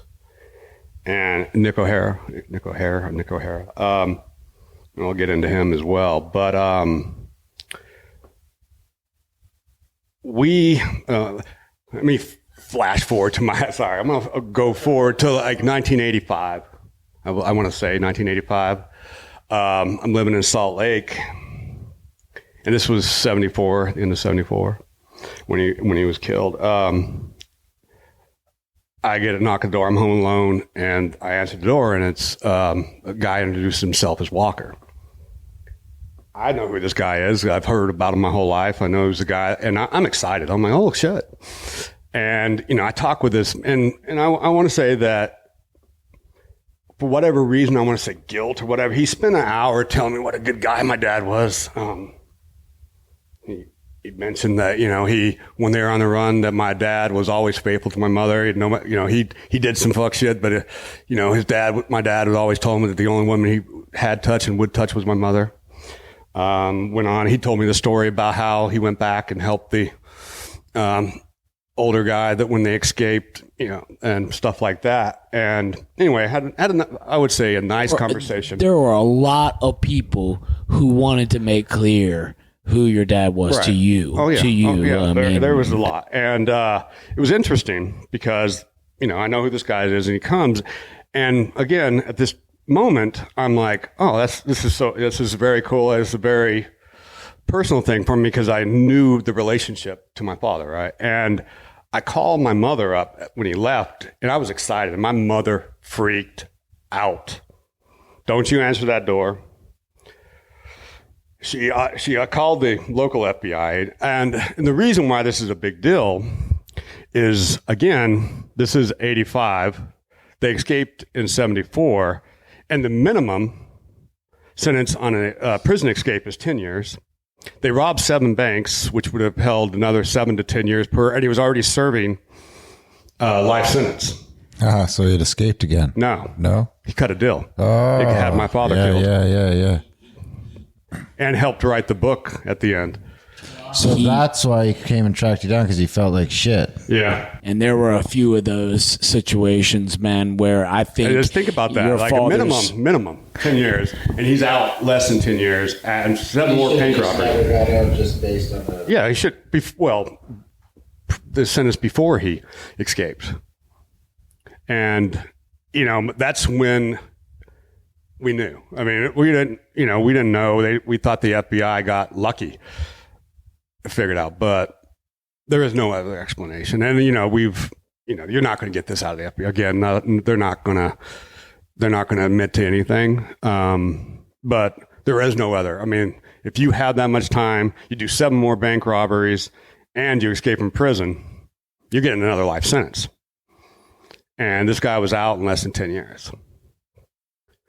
And there is no, I mean, you know, I'll believe this, you know, like I said, the FBI doesn't admit a lot of things, or whoever. But yeah, there is no doubt. There is no other explanation. Why do you think he came to see you and talk to you like that? I think he felt, I mean, again, you know, I think there was a moment of guilt, I believe. And maybe he thought, because he didn't know I was going to answer the door, by the way. I mean, it could have been my mother. You know, it could have been anybody there. It was during the middle of the day, but there was no guarantee it wouldn't have been my sister, my mother. Obviously, it was me, and I was home alone. So his motivation, I can only speculate, but I would say guilt. And again, he spent the time really like telling me what a great guy my dad was. I know that sounds strange, but that's what he did. And that would have been about 6 years before that book, The Real McCoy, came out by the FBI guys. That apparently this Walker guy helped him out, right? He was friends with them. Yeah. Yeah, he filled in a lot of holes for their story. Yeah. Which is the one that your family owns the rights to now? Yeah, my mother owns the rights to, yeah. Because she sued because the original lawyer essentially used, you know, what do you call it when you can't statute of limitation, but you can't, a lawyer non-disclosure. can't. Oh, no. Yeah, non-disclosure, a lawyer can't. Right. Yeah. So your mom caught that book pretty early on in the publication, right? I think there was only a few hundred copies I think it's made. more than a few hundred, but I've seen 4. So Yeah. No, there were 4 all in the definitely house some yesterday, I copies. think. there's definitely some copies, but she got the rights pretty early on. Yeah. Which is what shut down everything. Yeah. I mean, it stopped everything. Literally the greatest story, you know, for a movie or a conceptual movie. And it seems like so many characters on movies have been based on these stories, you know. I mean, they're continuing to make documentaries, and they even like Marvel capitalized on the DB Cooper story in a TV episode of Loki. So I mean, it's famous, you know, forever.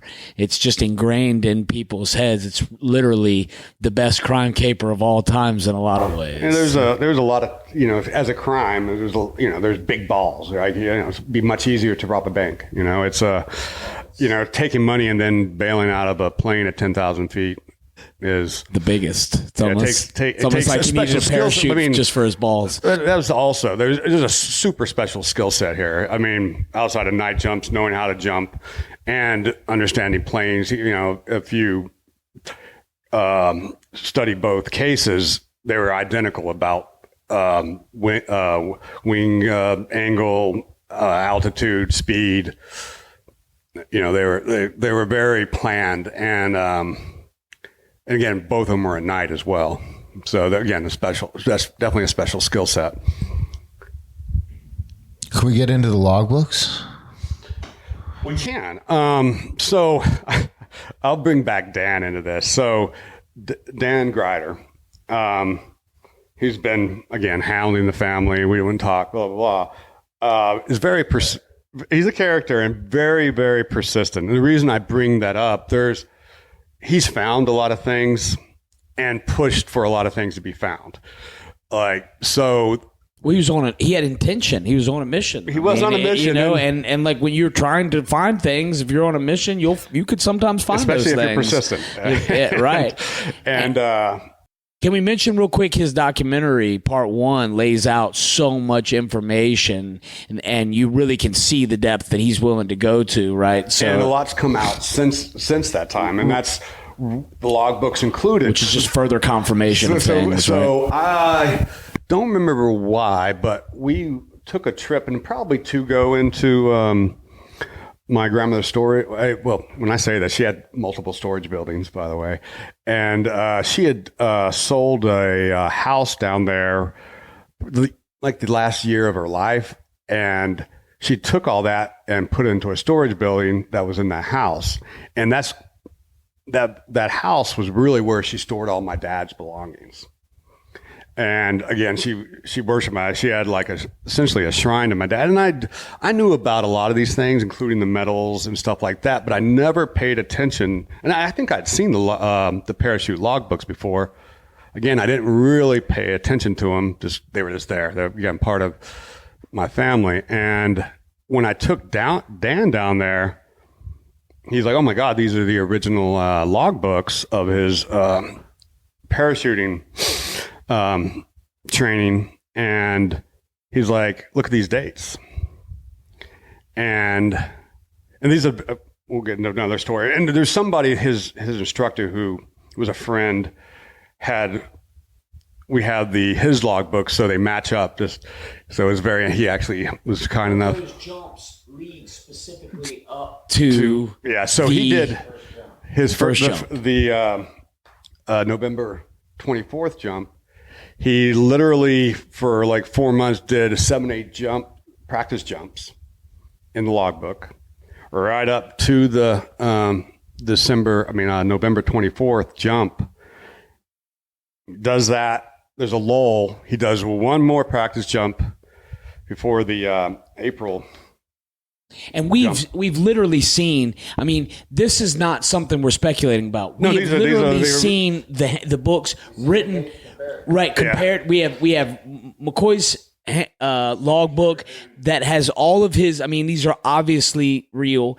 And then we've seen the comparison, or the one that coincides, which is his instructor's logbook, and it has the same dates checked off. And we know that at the very least, Richard McCoy was jumping and training to jump right along the same time, leading up to what would seemingly be the D.B. Cooper case. Right. And yeah, again, I had seen these before, never thought twice about them. Again, just growing up kid in the house. Yeah. Just you don't. I mean, it's dad stuff. A lot of times you just don't. You don't see it with that same. And there were some other things, and well, maybe not. I mean, important to me, and I have them now. But again, I'm going to say this is a Dan thing. Like he's like, and we got in that same trip, and I'll get into this as I'm jumping all over the place, but after the FBI killed my dad, my grandmother was going to sue the FBI for wrongful death. And she had, morbidly, I guess, all these pictures of my dad's autopsy blown up. I don't know how large they are, like 24 by 16 or something, like very large pictures of my dad on the autopsy table, and the autopsy reports and all this stuff. And what was significant about that, again, I knew these existed. I had seen them. I wasn't a real fan of looking at them, because you can imagine. Dan points out to me, he's, and there's a lot as soon as he points out this has been my whole life as far as knowing this to be truth, because, and when I say that, my mother and my grandmother said that they wouldn't render him aid. And why this is a big deal. He's like, you see that? The official story was shot in the heart, and this was Dan. He's like, he's shot in the shoulder. like upper shoulder, like it was buckshot, and it was right below the clavicle, and it has a big picture of the exit wound right by his armpit, and I think actually probably there were stitches on the backside of his tricep, so I think looks like it's coming out right at the bottom of the lat. All right, and the reason that and Dan's going to really get into this because he interviewed the FBI agent that shot my dad, and this is another reason why I really want this to get out there, because not that I'm not trying to take on anybody or anything like that. It's just like there wasn't a shootout. The official story said there was a shootout. He got shot across the room, and he was shot in the heart. We've had a medical expert, and that type of wound, they're like, he probably lived for 45 minutes. And now we can speculate, as you can. But Dan, in his pushy way, has the man that shot him on video or on tape, I'm not sure it's audio or video, literally admitting there was an FBI agent that wanted to render aid, and he said, fuck him, let him bleed. Gonna be a notch in his gun. Yeah, and when Dan went to interview him, he's like, takes the gun that he took, a personal weapon, not a service weapon, as a trophy to shoot my dad. And he's like, yeah, look, feel that. He has one notch in that gun. And he's like, feel that notch? This is Dan. That's Richard McCoy. And he literally has a personal weapon as a trophy hanging on his wall. And this is the man, again, admittedly, and I had always known that. I had heard that they wouldn't render him aid. This was a family story. That's one of the reasons why my grandmother was going to sue him. And just for the record, and this was the story for my grandmother, she had, at this point, had married another man who had money. And essentially, the FBI weaponized the IRS, and the IRS, if you move forward with this wrongful death suit, your great-great-grandchildren will be poor. And essentially that pull, because of the pressure from her new husband, who had a lot of money, is like, yo, you can't move forward with this wrongful death suit. They're going to take everything. So, and what we saw we have the pictures. I don't know if we still have the pictures, but I don't know if they were yours or Dan's. They're mine. We were looking at them, and they're pretty clearly not in the heart. They're clearly not in the heart. They might, yes. And again, here's the autopsy report clearly said not only it was so close, there was wadding, and the plastic was inside his chest. And if you know anything about shotguns, you literally have to be point blank. And some neighbors saw this and told my mother and my grandmother at the time, like, hey, like when they went down there was an auction. Like, yeah, he didn't even get in the house when they shot him. They shot him on the front porch. And that was obviously not the official story. And the official story was they had a shootout and they were across the room. But the autopsy literally has the packing and the wadding in his chest. And again, Close enough to put all the shot through. Yeah, all the shot entered and exited. Which is, again, you have to be very close. And it's very clearly, there's like a 6-inch difference, at least a 6-inch difference between the entry wound and the exit wound. Which means there was an angle. Yeah, and when we went to the house, there's 2 steps sort of leading up, not 2 steps leading down into the house, but 2 steps leading up. So if you were shot as you were coming up the front porch, that would be the perfect angle. Yeah. There's a lot of fuck shit that happened. Oh, no, there's no other, physics. I mean, there's no doubt. Especially with the fact that there wasn't a spread in the blast. No, and super tight. That it was a tight packing, and when it came through at that angle.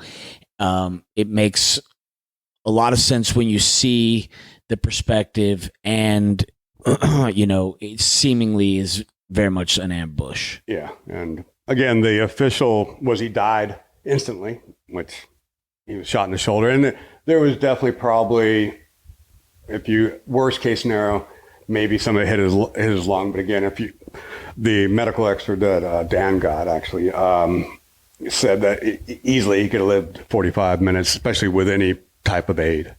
And again, the guy that shot him literally on tape said, fuck him, let him bleed.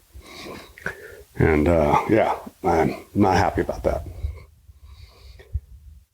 But have you considered further legal action? No, I mean, what am I going to do? Yeah. I don't, I'm coming out and I'm not trying to get on anybody's shit list, I guess, Well, there's a lot of ghosts here, man. Yeah. I want, that will the FBI ever admit blame? I can guarantee you not. It makes more sense to make peace at this point, right? Yeah. I mean, I'm not, I mean, I understand what they are and who they are. The most important part is recognizing a hero. Yeah, that's really, again, what I want. My dad, I mean, you read in his own words that he wouldn't take a life in wartime, and he ended up taking shrapnel for it. I definitely read that he measured every single thing that he did. Yeah. And that his moral compass is what was guiding. All right. And the point is, and I'm going to go, the official story was they had him ambushed. He was opening the door and he had his hands full of groceries. He wasn't shooting at them. They had him dead to rights, their arm. There wasn't a time for him to. Unless somebody was hanging from the ceiling, it really doesn't make any sense when you look at it. And it's very interesting. I mean, a lot of that's going to come to light just based on just, whatever I said. But Dan literally has the interview both in person and on the phone with transcripts about what the lead FBI agent who shot my dad said. And it's plain as day. Yeah, I mean, he literally admitted it. But he admitted who it. DB Cooper is. This is more about figuring out who Roy McCoy is. Richard McCoy, yes. Richard McCoy, sorry. Yeah. Who's this Roy McCoy guy? Come on, man. Oh, that's Come on. God damn it. Damn it. Cut. But yeah, that 100%. That's, and what I mentioned earlier, we can, obviously there's interest in the DB Cooper jump. But to me, even though there's so much, to the world, that's such a big thing. To me, it's just a small part of who my dad was. To me, the J. Johnson was just as important. I mean, it was just as defining. It was better in a way. I mean, it was successful and I will give you a little tidbit. So this comes from my mother. I guess my dad, we'll say naysayers, were like, Richard McCoy did it worse.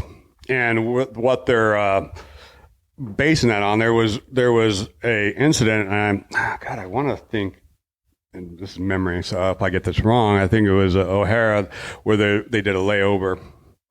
And from what I understand, there was a lot of weather in Chicago, and there was a lot of backed up traffic. So the airport was like busy, and my mother was supposed to contact my dad, or my dad was supposed to contact my mother, essentially to kind of touch base before he pulls off this hijacking. And over the intercom, right before he's supposed to, they're like, Jay Johnson, pick up the telephone and whatever.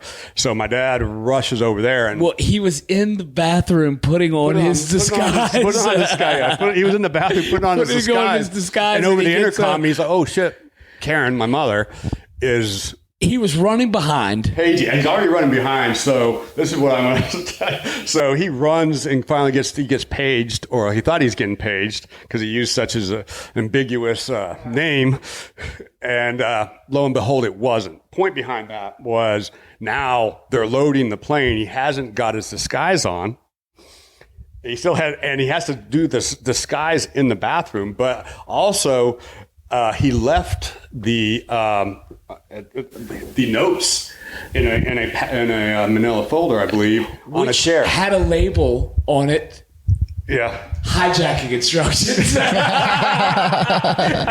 anyway, the gate agent ran it into the plane and handed it to him. Oh my! Yes, the best part. While he still hadn't had on his full makeup yet. Yeah. So and then it's actually kind of funny. And then he goes into the bathroom. Yeah, and finishes putting on his makeup. And comes out, and some people were like, one person went in, and another person came out. Yeah. So what's very interesting? Side note, and I don't know what happened to this, so a lot of the stuff from my dad, I know where it came from because I think I mentioned that after they shot my dad, there was a auction, and everything from that auction had a yellow tag on it, a sticker, and it had just a number. So during the auction, it had whatever lot number for the auction. And so like they just auction off all of his possessions? That were everything in the was in the type house. thing? Yeah. The family doesn't get any rights to that? No. Motherfuckers. And I'll tell you, they definitely, one cool, my sister got two things that my dad got for her while he was on the run. And the reason that's significant is because he used bank robbery money. He bought her a horse, and he bought her a teddy bear parachute pendant that was gold. And during the, I don't know what to call it, a trial, but a judge was ruling on all this stuff, and the judge pretty much said, which was very cool of him, this poor girl isn't going to suffer. She's going to keep the horse, and she's going to keep that pendant, which was very cool of that judge at the time. She was obviously looking out for a young child that just lost. Essentially, this judge had empathy, I guess. Well, it was very cool. So anyway, back to the auction stuff. My grandmother, for whatever reason, kept that sticker on everything that she bought at the auction. So I don't know if you looked in that other room over there is my dad's bedroom set that was in the house. The stickers are off it.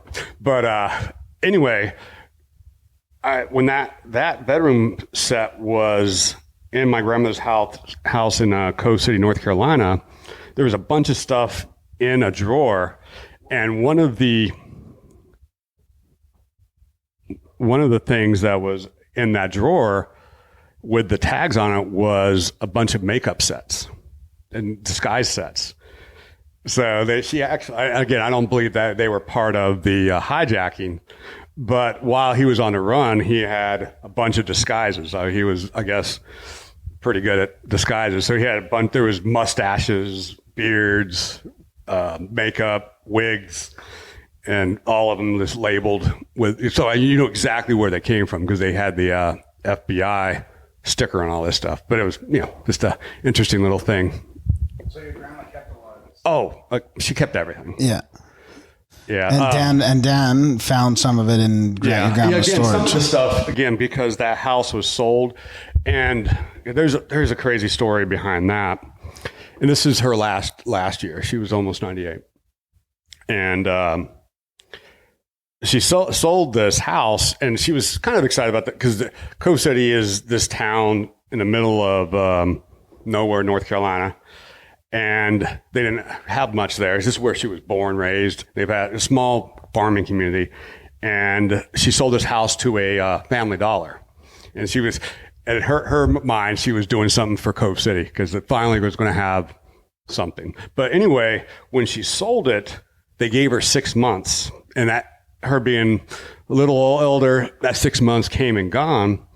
And I heard this from a neighbor of a house that she owned down the street that she moved everything to, that she stood in front of the bulldozer when they were getting ready to demolish this thing and pretty much told them that they weren't doing shit till she got my dad's stuff out of there.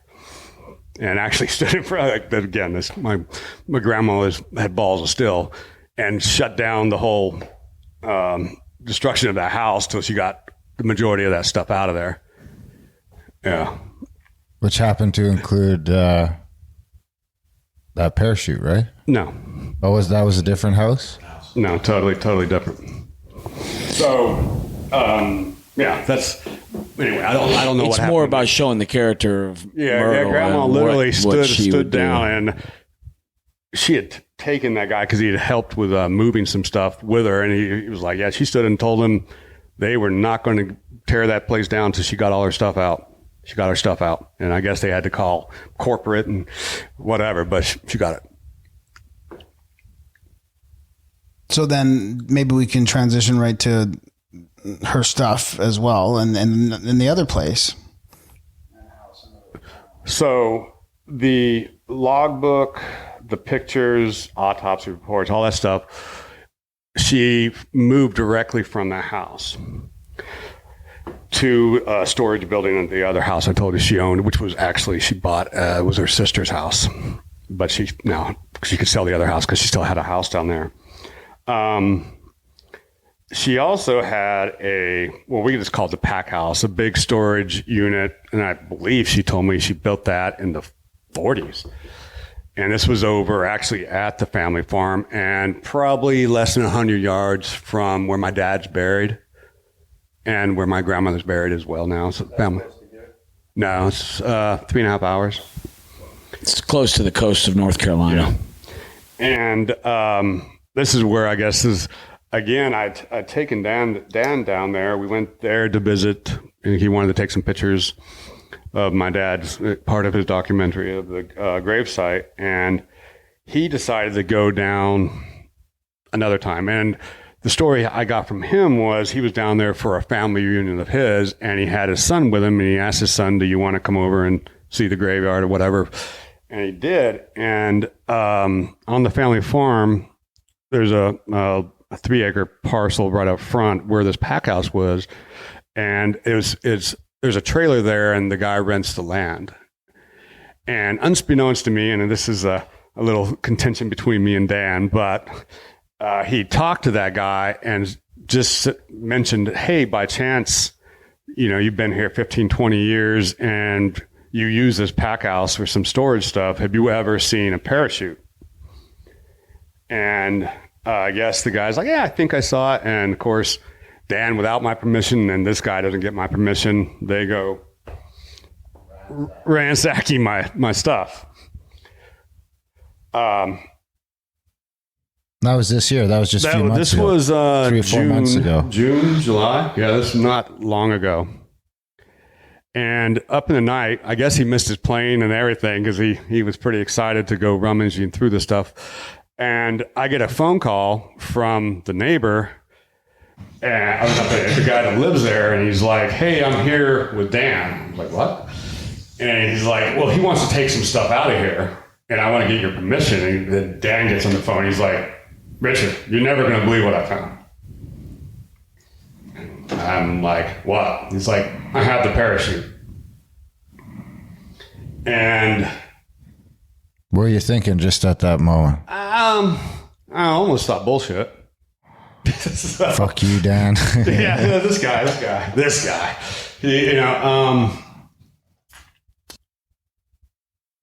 I mean, I'll be honest, and I think I told him I was a little perturbed that they went through my stuff, and with that, I would have never went through this. I mean, my grandma owned a lot of stuff, so I can't be mad at Dan, but I can't be too mad because I probably would have never found this. And I alluded earlier, from the first hijacking, there's only 2 things that would solidify my dad outside of family knowledge. What would solidify that my dad was D.B. Cooper. And this parachute is very, very unique. And we had talked about cozy. It's either cozy or Cossy. I don't know either. Anyway, Cossy, I believe it's anyway. Cossy gave later many through interviews description of this, and it was the parachute rigger. That's who they got before parachute. Right, and it's a very unique parachute because it was a military MB-8 or MB-6, whatever, and which was the round parachute. Was the round parachute military that was modified to a sport, so highly modified, like essentially one of a kind parachute, and it's very appealing to a military guy. And again, the options were. And he had done both, obviously, a lot of military jumps and sport jumps. But what was really special about it, besides that, was I don't know what the rings were, but it was the only parachute that had the rings that if it got caught in a tree or got caught in anything, you could release. You can just clip them and you cut away. Again, and this will be out by the time this is released. The only thing, again, one of a kind parachute, fits pretty much to the T from what I've read about the description that he gave, not just the FBI, but all other, when he does interviews with other sleuths or whatever throughout the year. It seemed like the most protected parachute with a lot of option for him, but he also was lacking a lot of tools when he actually made the jump, right? Yeah, the first jump, and this is, again, going down through, when he asked for a bag of money, they gave him a bank bag. And this is where, in the second jump, he asked specifically for a bag with D-rings and stuff. So when he did the first jump, there was no way to hold on to money. He actually took apart one of the parachutes and tried to use the paracord to wrap the bags of money to him. And try to hold on to it. But he was able to actually stuff about $10,000 into the flight suit. Yes, there is some money that he did, I believe, take with him. But he does this jump, and this is where, and this, again, this will be up for some speculation, but he jumped closer to, was it Portland? I guess it was right the Columbia River. And the reason the FBI literally used the fact that, hey, this is when the stairs dropped, and that's when he must have jumped. Again, not that he might have sat there. Not that he might have sat there. There was no. That's what they went, and they were over terrain, and it was called Vector 23. There was a very specific flight pattern that he used, and coming out of the darkness, there's a Columbia River, and then Portland. And even then, Portland was lit up. And on the eastern side, is it eastern? I guess the other side of the bank, once you come over the mountain, there's miles of just flat. And which would have made perfect sense if you planned it. You're right. And if there was a cluster of lights there. If there's a cluster of lights, it's dark, cluster of lights, and now you have a landmark to jump at night. And yeah, that's where. Makes a lot of sense that's where he went. Well, of course, yeah. It's the FBI again. That's why a lot of people have discredited my father. They for whatever reason, they were really invested in a narrative from it being the weather was stormy and you couldn't jump out of a plane. He couldn't have made it. Couldn't have made it. He jumped. He couldn't have made it. Jumped into terrain that he couldn't have jumped into. Yeah, they can never find anything. And man, it seems like embarrassment can sometimes lead to retaliation. I mean, he definitely pulled off, including the escapes, time after time, embarrassing. I guess the government or the FBI, whatever you want to say. You mentioned there was two items that would show that he was like my dad parachute and parachute and money. Parachute Yeah. money. So there was some money found in the early 80s. Side of the Columbia. Tina Bank, yeah. Yeah, Tina Bar. Tina Bar. Bar. Yes, yeah. And it was found, and there's some weirdness where they're like, well, that money came from somebody else, somewhere else. Again, the story is all, but it was found in the Columbia River. And obviously, it's speculation where he dropped the money, even to him, obviously. But he used the river and that as a landmark, and it makes more sense where he lost the money was straight in the river. And that river goes straight out into the Pacific with a fairly strong current. So, yeah, there won't be any money found. And we could talk about the change in testimonies, too. Oh, so another reason they would say, oh, your dad isn't D.B. Cooper, is one, your dad said he wasn't. Okay.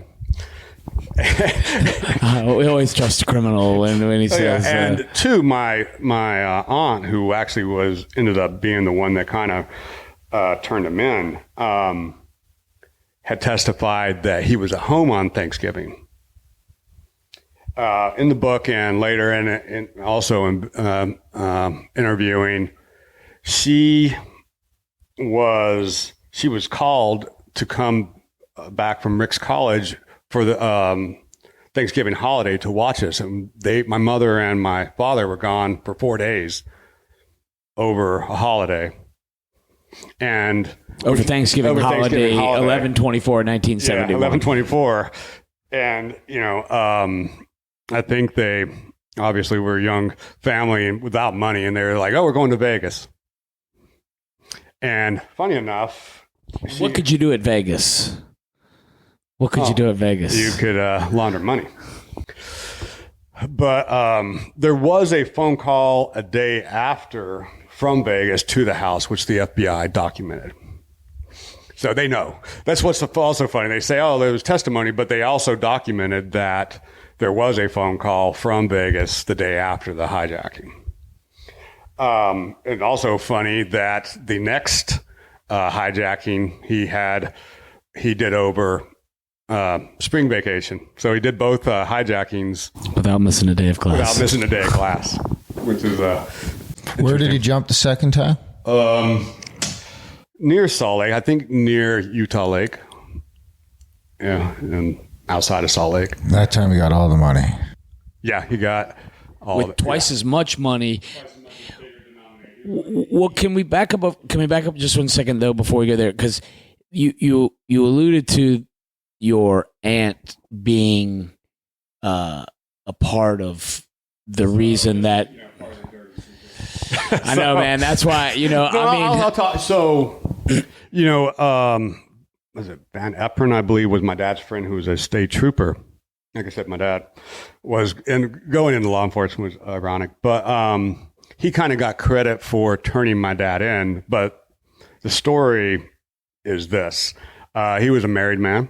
He was having an affair with my aunt, which never came out. It's very interesting. They glossed over that. And from what I was told, not only told, it's his record, my aunt called up Van Epron the night of it and was like, I think Richard did it. And that's, he said, oh, I thought that my dad didn't tell him shit. He claimed that because he couldn't say, hey, I'm having an affair with Richard's sister-in-law, and she thinks he did it. So the official story was, oh, I'm Mr. Go-Getter, and I turned my friend in.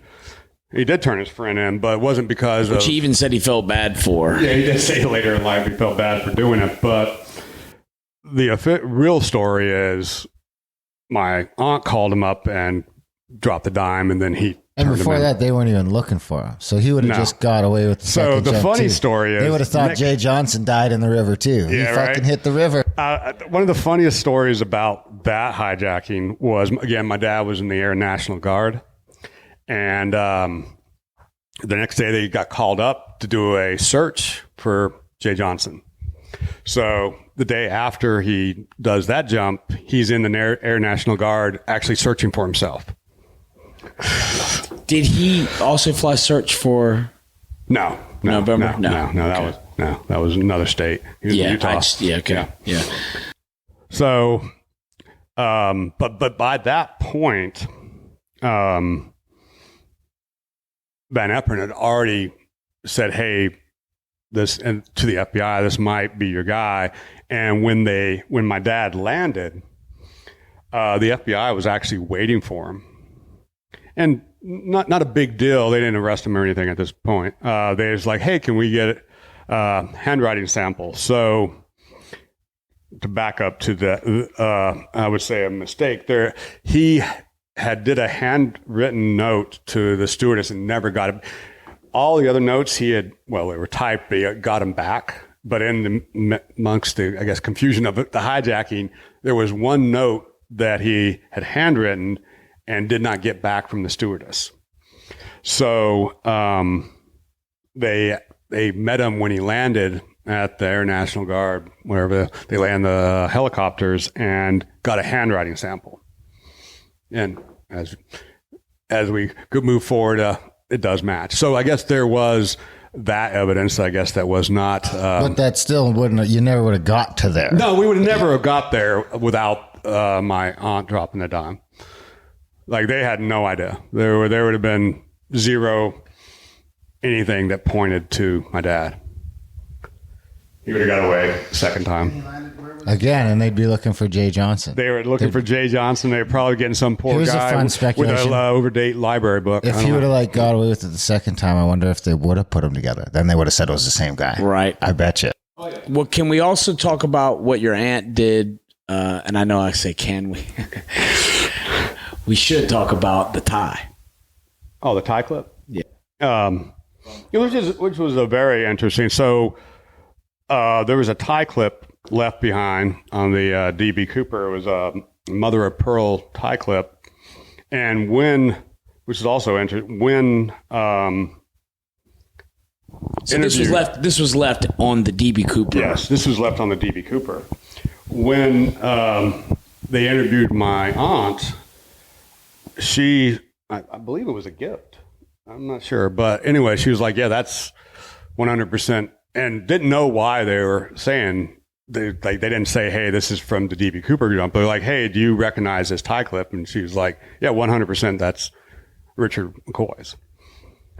And again, they have this information, and and I will say they definitely interviewed my dad. And of course, my dad was like, nah, it wasn't me. But he also said, no, it wasn't me on the Jay Johnson as well. So,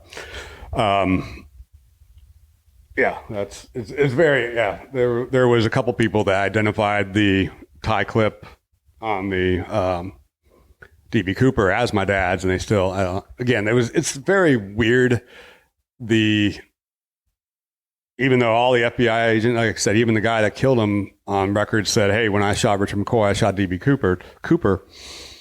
And then the official story is, no matter what you say, it can't be. So it's a very, again, I can't explain it. I don't know why. The evidence they're accepting and leaving out, it doesn't make any sense. It doesn't. So the second one was landed where again? It was close to... So it's near Utah Lake. I was raised out there. No, it's a county over or so from Salt Lake. Closer to home. Yeah, close to home, because we lived in Provo at the time. Yeah, that's where they claim it was over Provo, though, okay. Right? Yeah.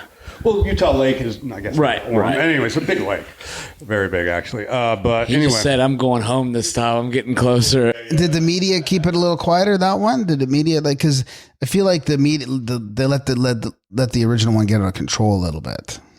It was in all the headlines, and this was too, but this, relatively well, they brushed it off as a copycat. Yeah, they brushed it off as a copycat, but they not at first. That's not what they did. They actually thought that it was until they caught my dad, and then the official narrative from the FBI was a copycat. Because right away, obviously, it was operated. modem, whatever, the same operate. Everything was very similar except for improvements. That's what I was going to ask or mention that. And Dan mentions this too in his thing, but I think your dad learned about, there's a whole bunch of things he learned from the first one that sort of changed that maybe only he would know, the copycat wouldn't necessarily know. This is something that really points, there are seemingly, I wouldn't say mistakes, but things that were unknown to DB Cooper in regards to operations of the plane. Right. And then, like lowering the aft staircase, right, which my dad had knew no exactly problem how to do and close it. And I think it was left. It was left open. It was left. Okay. Yeah, you can't close it after you jump out of the plane. But I wasn't sure if it was. Well, they made the comment that they thought he had left the plane. He felt a bump, but they felt the bump, right? Was just, but they don't really know what that was from, right? Okay. What do you call it? Turbulence. Or the stair would make a bump, but a person wouldn't. Yeah. You're not going to notice when a 190-pound guy jumps up. Well, that's like 165, 170. Yeah, but it was just a comment that the pilot made where I believe our friend has left the plane. Which, again, was over that. Yeah. That's the only, or whatever they think is, they felt some type of turbulence. They're like, maybe he just left. And they never came back out of the cockpit until they landed. But he positioned himself in the cockpit on the second, right? Whereas from DB Cooper, he was sitting in the back of the plane. Am I right about this? He was sitting in the back of the plane. We're looking at the gas tanks when the gas tanks were. It was a position of the gas tank. Well, it was actually the gas trucks. Is what I'm trying. Right. Yeah. And but in the McCoy case, there is the Jay Johnson case. But I just say that because they tie it to McCoy, right? So this Jay Johnson, DB Cooper. Jay Johnson case, they say that there was a perspective from the cockpit that Johnson had, whereas DB Cooper was sitting in the back of the. I know there was a little bit of change, but even the direction and it was exactly the same. No, I'm saying that's what I'm trying to tell you. Yeah. That he did obviously had a different seat. That was my remark. But my point was to say that maybe he had a better perspective. That's speculation because you get seats where you get seated. Okay. That's okay. I thought he positioned himself in those. That's speculation there. Okay, but gotcha. What is interesting, and there was no public record of how the gas truck was positioned, how the plane, and reason that's important is my dad did it exactly the same. Without being the same person, no way. There's no way that it would be exactly done the same. Well, without it being the same person. The percentages. They're very low, yeah. Everything was exactly the same without it being public knowledge. Well, but also improvements on the first one. Yeah, but I'm talking the stuff that was the same was an angle of the, I don't know what it's called on the plane, but he put an angle on the wing, the speed and the altitude for when you jump were exactly the same. Yeah. And again, it wasn't public knowledge, but they're identical. Which was at 10,000 feet. Yeah. And what were some of the other things he improved on? He brought his own. Here's what he improved on. Like outside, again, there's mistakes made on both. The big thing he improved on was asking for bigger denominations, more money, and a bag with D-rings so that he'd actually clip it into his harness.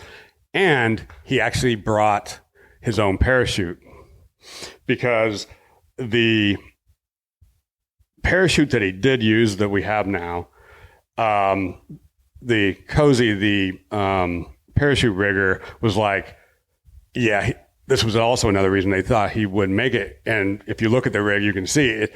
They're like, hey, it's highly modified and it would be a really hard pull. I don't believe that chute was ever jumped because it was so crazy. It was like I said, it was like somebody being cheap. Instead of just buying a sport parachute, they took this old military parachute and did all these crazy modifications to it to make it a sport. Like I said, that's why everything's right side and left side instead of left side. They added, where they added space to the packing to add a sports chute in there. And that's something that Cozy testified to Right. It said years and years and later. years and years ago that is now in the basement. Right. Right. So, yeah. So the big improvements really was bring your own parachute. And the second time, instead of bringing this built-out fake explosive, he just brought a fake grenade and a pin, and he just handed the pin. And the reason that is so he didn't have to carry this. So instead of carrying a briefcase with a fake bomb, he stuffed a small gun and a fake grenade, and then took a carry-on bag with a parachute. So it was much easier second time because not only was it a parachute he'd used before, it was a little bit more steerable. So it made it a little bit easier. Is that the grenade too down there? Is that the same one? So No, eh? I found that fake grenade in Grandma's possessions.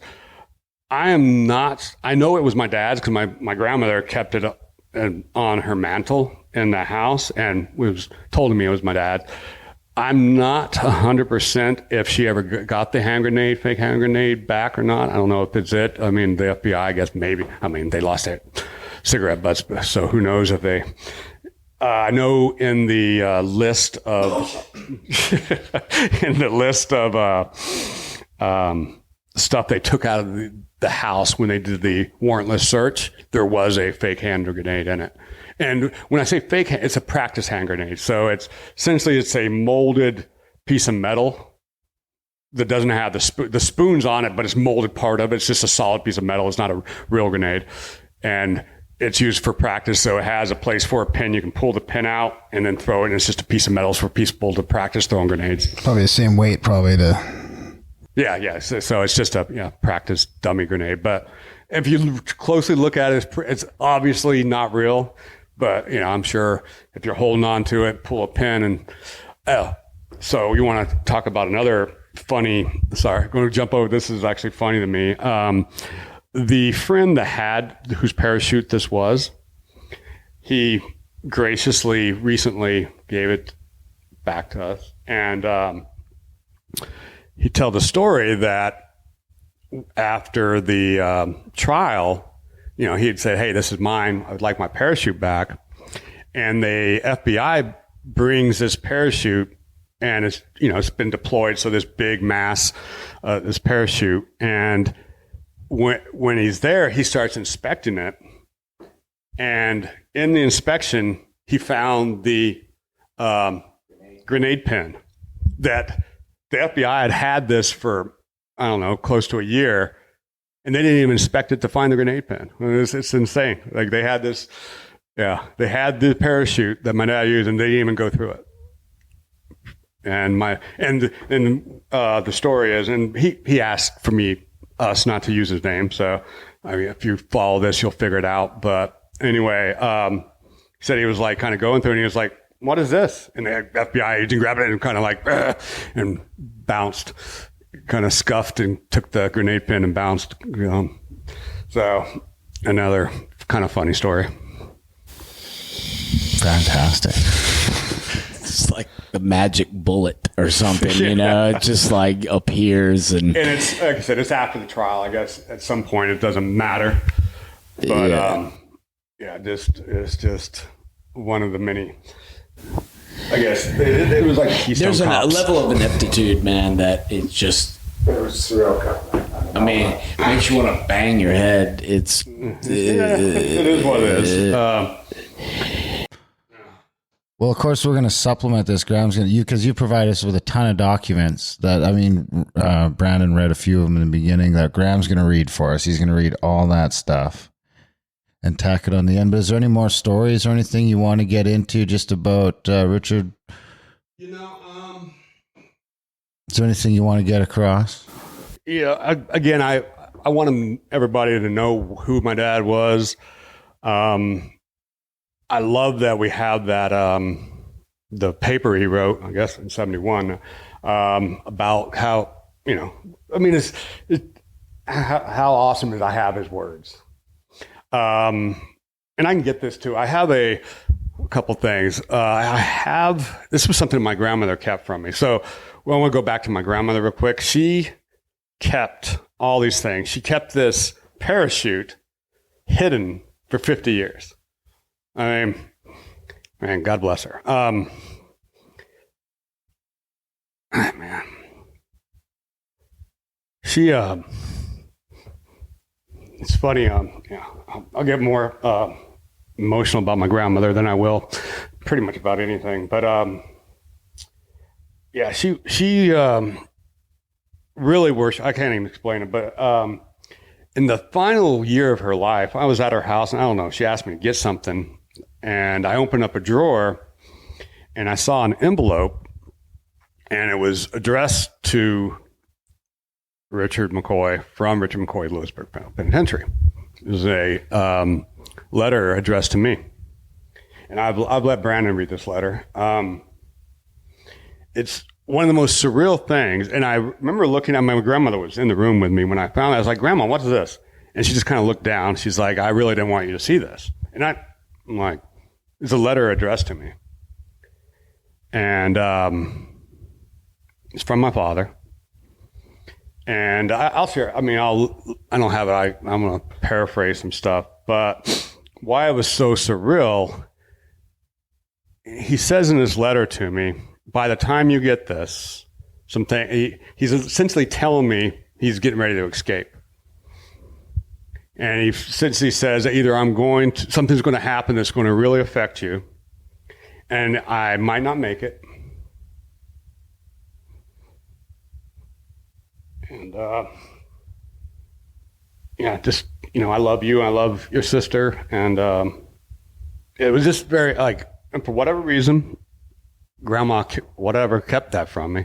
And I guess it was very awkward, very weird, because she told me so many things, including, her knowledge of certain things with even D.B. Cooper. But it was just a very weird thing.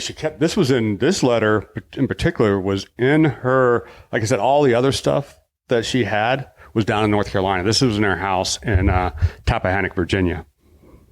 Like, she didn't have, especially original stuff, almost all the original stuff. Like I said, she just put her head down and she cried. And my grandmother was very hard. There was one way to make my grandmother cry. Talk about my father. And, she just put her head down. She, of course, she was like, "Go ahead." And she apologized, but there were certain things, again, I guess she tried to protect me from. I know in her eyes that was trying to protect me. I can't really speculate why.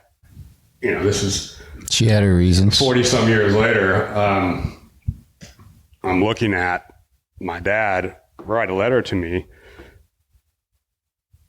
essentially apologizing and what's about to happen. And there's something that also want to touch on, and it's not a poor me type thing, but when my father was killed, there was a big separation in the family as far as, my mother did not get along with the McCoy side.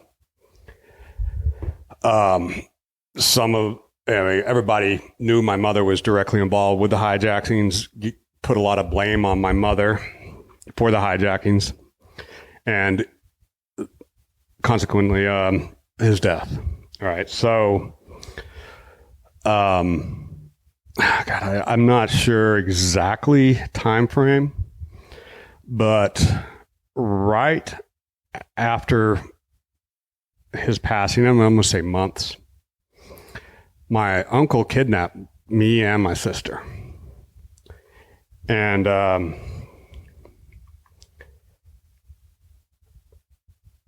I remember this, I'll just say this, you would think that this is my dad's brother, there had been some compassion, some type of, and he was a military he kidnapped us and brought us down to Huntsville, Alabama, across state lines. And there's a reason I'm going to get to this. At the very end, I talked to Grandma, and she knew about the kidnapping, but I talked to her. My grandmother had sued my uncle at the very end of her life for, mismanagement of funds. I don't know exactly what she sued him for. I guess fraud or something, but not sure exactly the definition of that. But she had enough of my uncle, and we had talked, and I mentioned, the abuse that my uncle had put me through. And I can also give you this. I had my mother write a letter, and essentially my grandmother gave me permission to go ahead to go to the FBI with this, because my uncle had obviously kidnapped, and I don't know how to say this. He abused me. He had used the end of the belt and ripped open my penis. And at this time, Grandma, again, gave me permission to go to the FBI, and this is where I'm going. And, God, I want to say 2020, I get a interview with the FBI to talk about what had happened to me as a child. And I don't know why I thought this was going to be a good idea. I get in there. They know who my dad is, and they want to talk about that. And I'm not there for that. And I present this letter that my mother wrote specifically for this interview, to give a timeline, because I was a child. I don't know timelines. Give a timeline to the kidnapping. And in this letter, it says, this is my mother's own words, I went to the FBI for help to get my children back, and the FBI told me this was a family problem to deal with it. And though we were kidnapped over state lines, I was in this man's care, I guess, if you want to call it care, extreme abuse, and the FBI tells my mother that it's a family issue and they're not going to help her. I take this letter to the FBI, and I guess in some way letting them know I'm not and then, you know what their answer to me? That's why I alluded to this earlier. Well, that was a different FBI. We're different now. And they said they'd get back to me. I had that interview. Guess what? I'd never heard from the FBI. And to this day, my uncle eludes any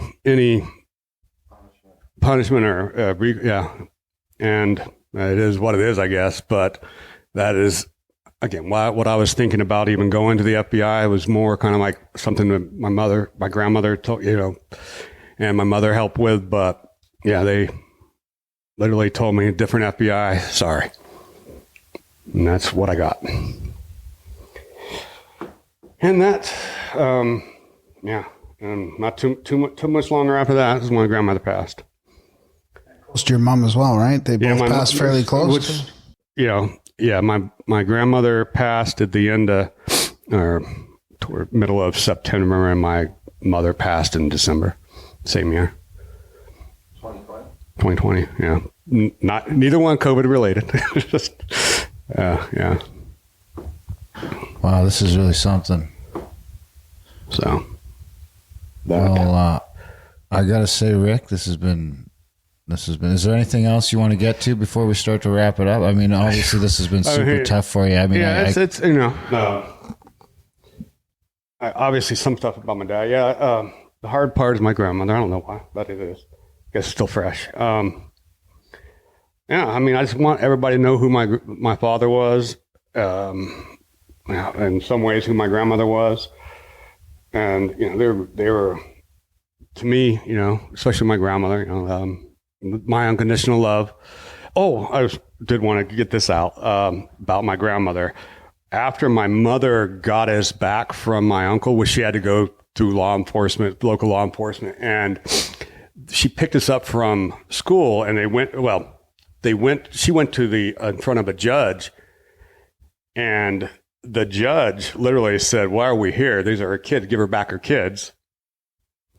She shows up at the grade school we're at, and with law enforcement and the I don't know what type of power, but they're like, Captain McCoy said, we can't give back these kids.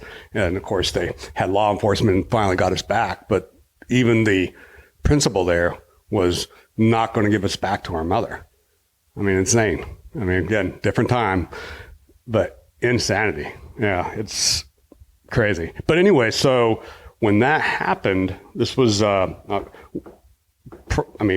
we moved back quickly to North Carolina, and then my mother moves us across the country back to Utah, Salt Lake. And the reason that's important is we were forbidden to have any contact with my father's side. McCoy side. The McCoy side. How old are you at this time? Probably 6. So this, and your sister is... This is a couple years after. Your sister is 2 or 3 years older than you? 3, a little over 3. And why this is important. So I have, from this time until I was 17, I had 0 contact with my grandmother or anybody on that side. And one day when I was 17 and I was rebellious, and I said, you know what, I'm going to call my grandmother, because obviously I still remember her. And I'm on the phone with her, and she's like, do you want to come here and see me? And I'm like, yes, I would. And next day, I had a plane ticket and never went back. Wow. Yeah. She was an amazing woman. And in the, I'll tell this story real quick.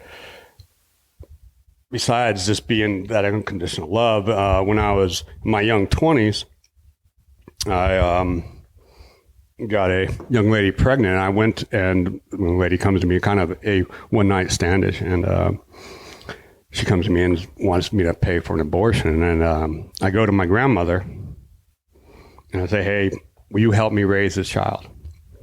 Or will you help me financially or whatever? And from that day forward, she said yes. The young lady had the baby. I took the baby home from the hospital, and all because of my grandmother. Yeah, she made that possible. And, yeah. Again, type of woman she was. Well, it seems to me like that line of McCoy's is just all great, because we've been here for 3 or 4 days with you, and you've treated us like family. It seems like you're following right in their footsteps, as near as I can tell. Thank you. Wow, this has probably been one of the more emotional interviews we've ever done, for sure. I mean, my heart's just like vibrating right now. Yeah, I can't imagine what it's like for you. Yeah, some things are hard. Yeah, Yes. Well, I couldn't be more humbled by the opportunity to sit here and discuss this with you. It's pleasure. I mean, it's been great meeting you guys and hanging out. It's been, Oh, we're going to do a bunch of this. We're going to get you out to Utah and shit. Yeah. We're going to have a time. Okay. Anything else? Brandon, what about you? You got anything else to say at the end? Yeah, Brandon, thanks to you too, obviously. I mean, without you, none of this would be possible. Sorry to make crap, bud. Oh, man. Yeah, that's all love, brother. Yeah. I just know that, these things are about family. Yeah, 100%. And the love that you can have in a family is just, it's something that I feel so bad for people who don't understand it, and,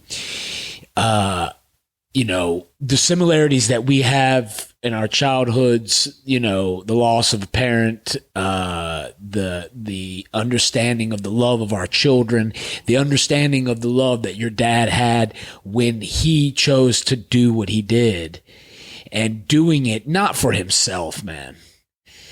And that is ultimately what it comes down to with all of this. And the lesson I think we should all take from it personally.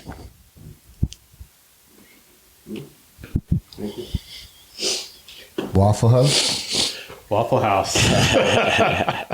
Thanks, guys. It's been All right. amazing. Yeah, thanks.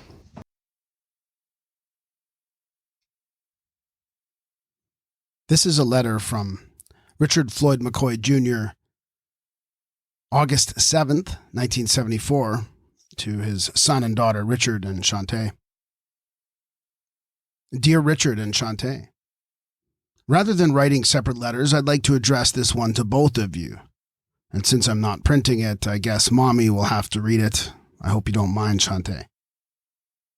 The reason for this letter is to explain a few things that I may not have the opportunity of doing in the future. To begin with, it will be many, many years before I'll be able to come home again.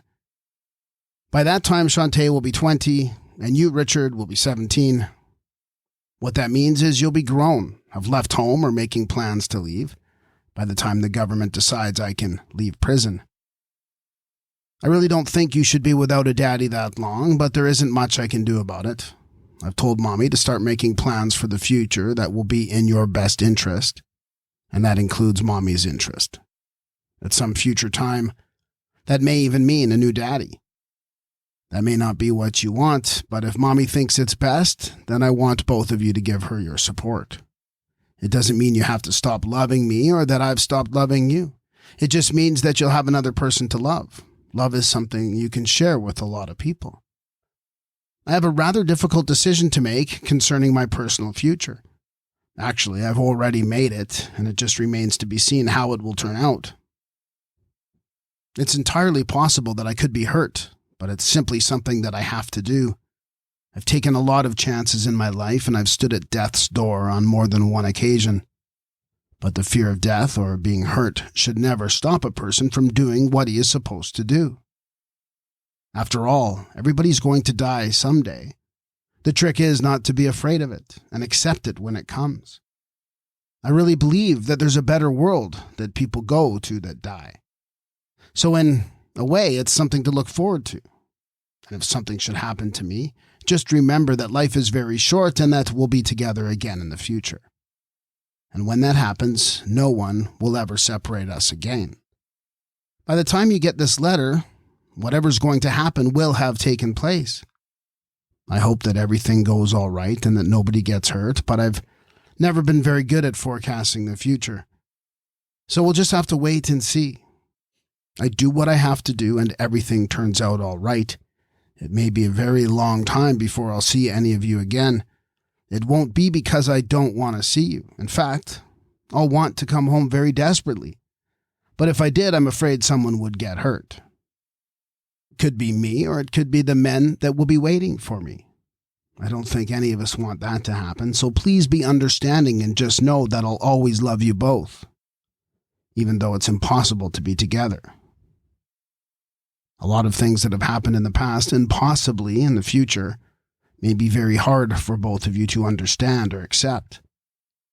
It is beyond my ability to even try to explain these events, but the only thing that I can ask of you and hope for is that you won't become bitter and disappointed with life. What has happened to me wasn't right, but I don't want it to affect your lives more than is necessary.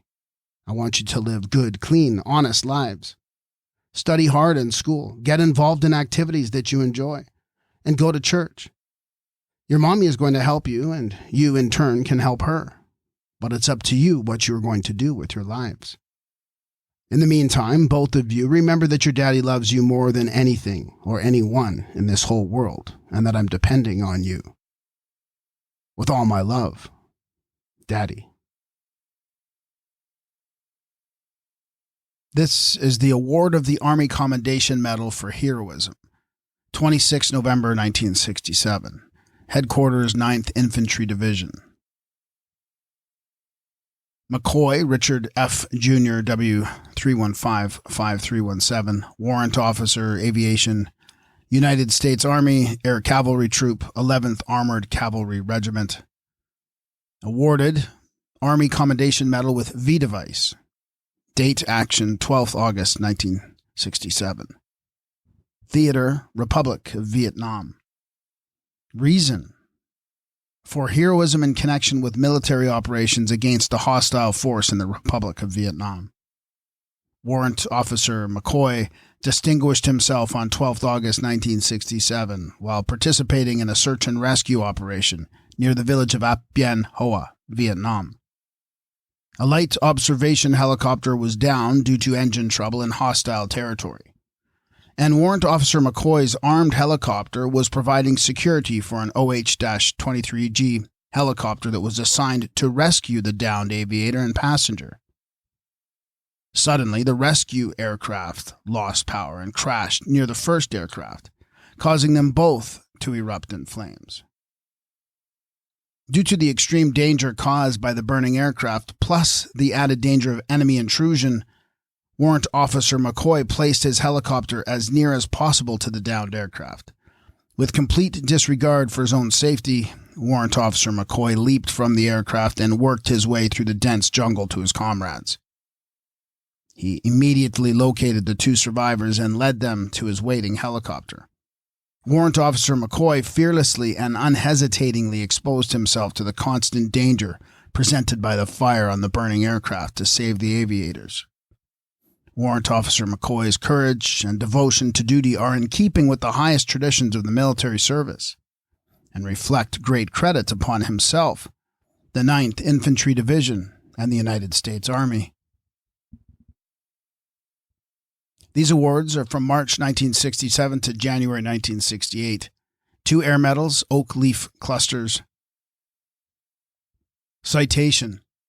By direction of the President, the air medal, basic through 4th oak leaf cluster, is presented to Warrant Officer Richard F. McCoy Jr., W3155-317, Aviation, United States Army, for the period 15th March 1967 to 26 September 1967.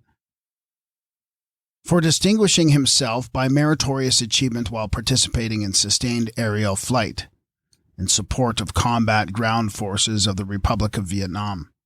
He actively participated in more than 25 aerial missions over hostile territory in support of counterinsurgency operations. During all of these missions, he displayed the highest order of air discipline and acted in accordance with the best traditions of the service. By his determination to accomplish his mission in spite of the hazards inherent in repeated aerial flights over hostile territory, and by his outstanding degree of professionalism and devotion to duty, he has brought credit upon himself, his organization, and the military service. Citation. By the direction of the President, the Air Medal, 5th through 8th Oak Leaf Clusters, is presented to Warrant Officer Richard F. McCoy Jr., W3155-317, who distinguished himself by meritorious achievement while participating in sustained aerial flight in support of combat ground forces in the Republic of Vietnam during the period of 27th September 1967 to 16th January 1968. He actively participated in more than 25 aerial missions over hostile territory in support of counterinsurgency operations. During all of these flights, he displayed the highest order of air discipline and acted in accordance with the best traditions of the service. By his determination to accomplish his mission, in spite of the hazards inherent in repeated aerial flights over hostile territory, and by his outstanding degree of professionalism and devotion to duty, he has brought credit upon himself, his organization, and the United States Army. This is the award of the Distinguished Flying Cross, Department of the Army, Headquarters 9th Infantry Division, 29th April 1968. McCoy Richard F., W3155-317.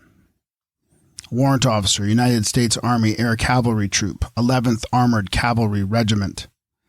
Awarded Distinguished Flying Cross. Date Action, 8th November 1967. Theater, Republic of Vietnam.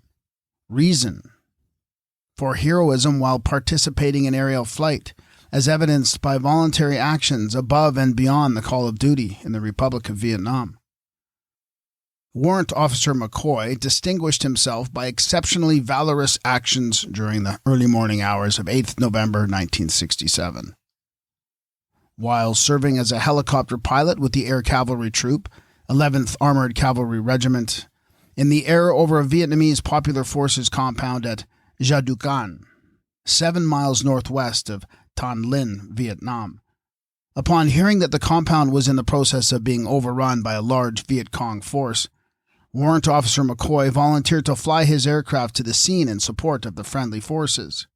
In spite of poor visibility due to thick ground fog and intermittent cloud layers and a complete lack of tactical maps for the area, flying by instrumentation and radio alone, Warrant Officer McCoy located the compound and came under automatic weapons and small arms fire.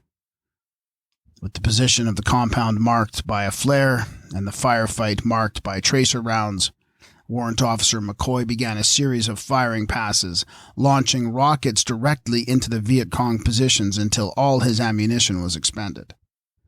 Due to his courageous flight and highly accurate fire, the enemy was completely routed, leaving 20 bodies behind. Warrant Officer McCoy's outstanding flying ability and devotion to duty are in keeping with the highest traditions of the military service and reflect great credit upon himself, his unit, and the United States Army. Authority, by direction of the President under the provisions of the Act of Congress approved 2nd July 1926. This is an officer efficiency report, October 5th, 1968, for Richard Floyd McCoy Jr. From the 1st of February 68 to the 8th of September 68. In the category of personal qualities, top all the way down. Performance of duty factors, top all the way down. Demonstrated performance of present duty, second of highest of all the categories. And personal qualities, part 4, again, exemplary in almost all of them for an overall score of second to highest, an overall rating of 94. Exceptional. The only one above that is outstanding. In the comment section, CW2 McCoy has performed his duties as aviator in an outstanding manner. In the 5 months that he has been in the battalion, CW2 McCoy has materially contributed to the training and maintenance effort of the aviation section. He is a workhorse of the aviation section. CW2 McCoy's performance as an aviator was highly commendable. He worked well with his associates, was extremely cautious regarding aircraft safety, and displayed above average skills as a pilot. His performance as officer of the guard was exemplary. This is under Part 3, Manner of Performance, the comments. W.O. McCoy was initially assigned the duty of piloting an armed helicopter.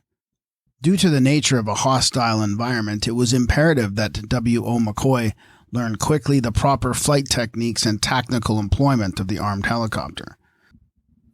W.O. McCoy exemplified himself by efficiently and effectively learning these techniques and then apply them into practice. W.O. McCoy continued to learn after his formal training by taking the initiative to spend his free time working with the aircraft and armament systems. He developed in a very short period of time a full working knowledge of the aircraft he was assigned. He also developed a skill of delivering highly accurate machine gun and rocket fire on any type of target. W.O. McCoy was not assigned any additional duties within the unit. Nevertheless, he accomplished many special tasks within the platoon in an exceptional manner. He exemplified himself in accomplishing in an exceptional manner a major task for the platoon. He was assigned the mission to plan the construction of a platoon work and storage area. He was also required to procure all the raw materials and supervise the construction. W.O. McCoy accomplished this major task within 2 weeks' time. The work area has provided the enlisted man an ideal area for normal duties, and the storage area has facilitated an efficient means to account for and store all TO&E equipment securely. To accomplish this task, W.O. McCoy has demonstrated a high degree of ingenuity and leadership. W.O. McCoy was also the leader of a religious organization in the regiment. W.O. McCoy's performance has been of exceptionally high quality during this period. He is an extremely capable pilot and has mastered the techniques of employment of armed helicopters. He is highly proficient with the 3 different weapon systems employed by this unit and is expert in troubleshooting the systems when difficulties arise. W.O. McCoy's performance during combat missions has earned him the respect of his fellow aviators and enlisted crew members. He remains calm and deliberate when in contact with enemy forces and presses the attack until they are destroyed. W.O. McCoy has also been the leader of a religious group on the installation. He has spent much of his free time with this group, and his efforts have been effective in improving the morale of the men in the unit. W.O. McCoy has performed all his tasks in an energetic, conscientious, and professional manner.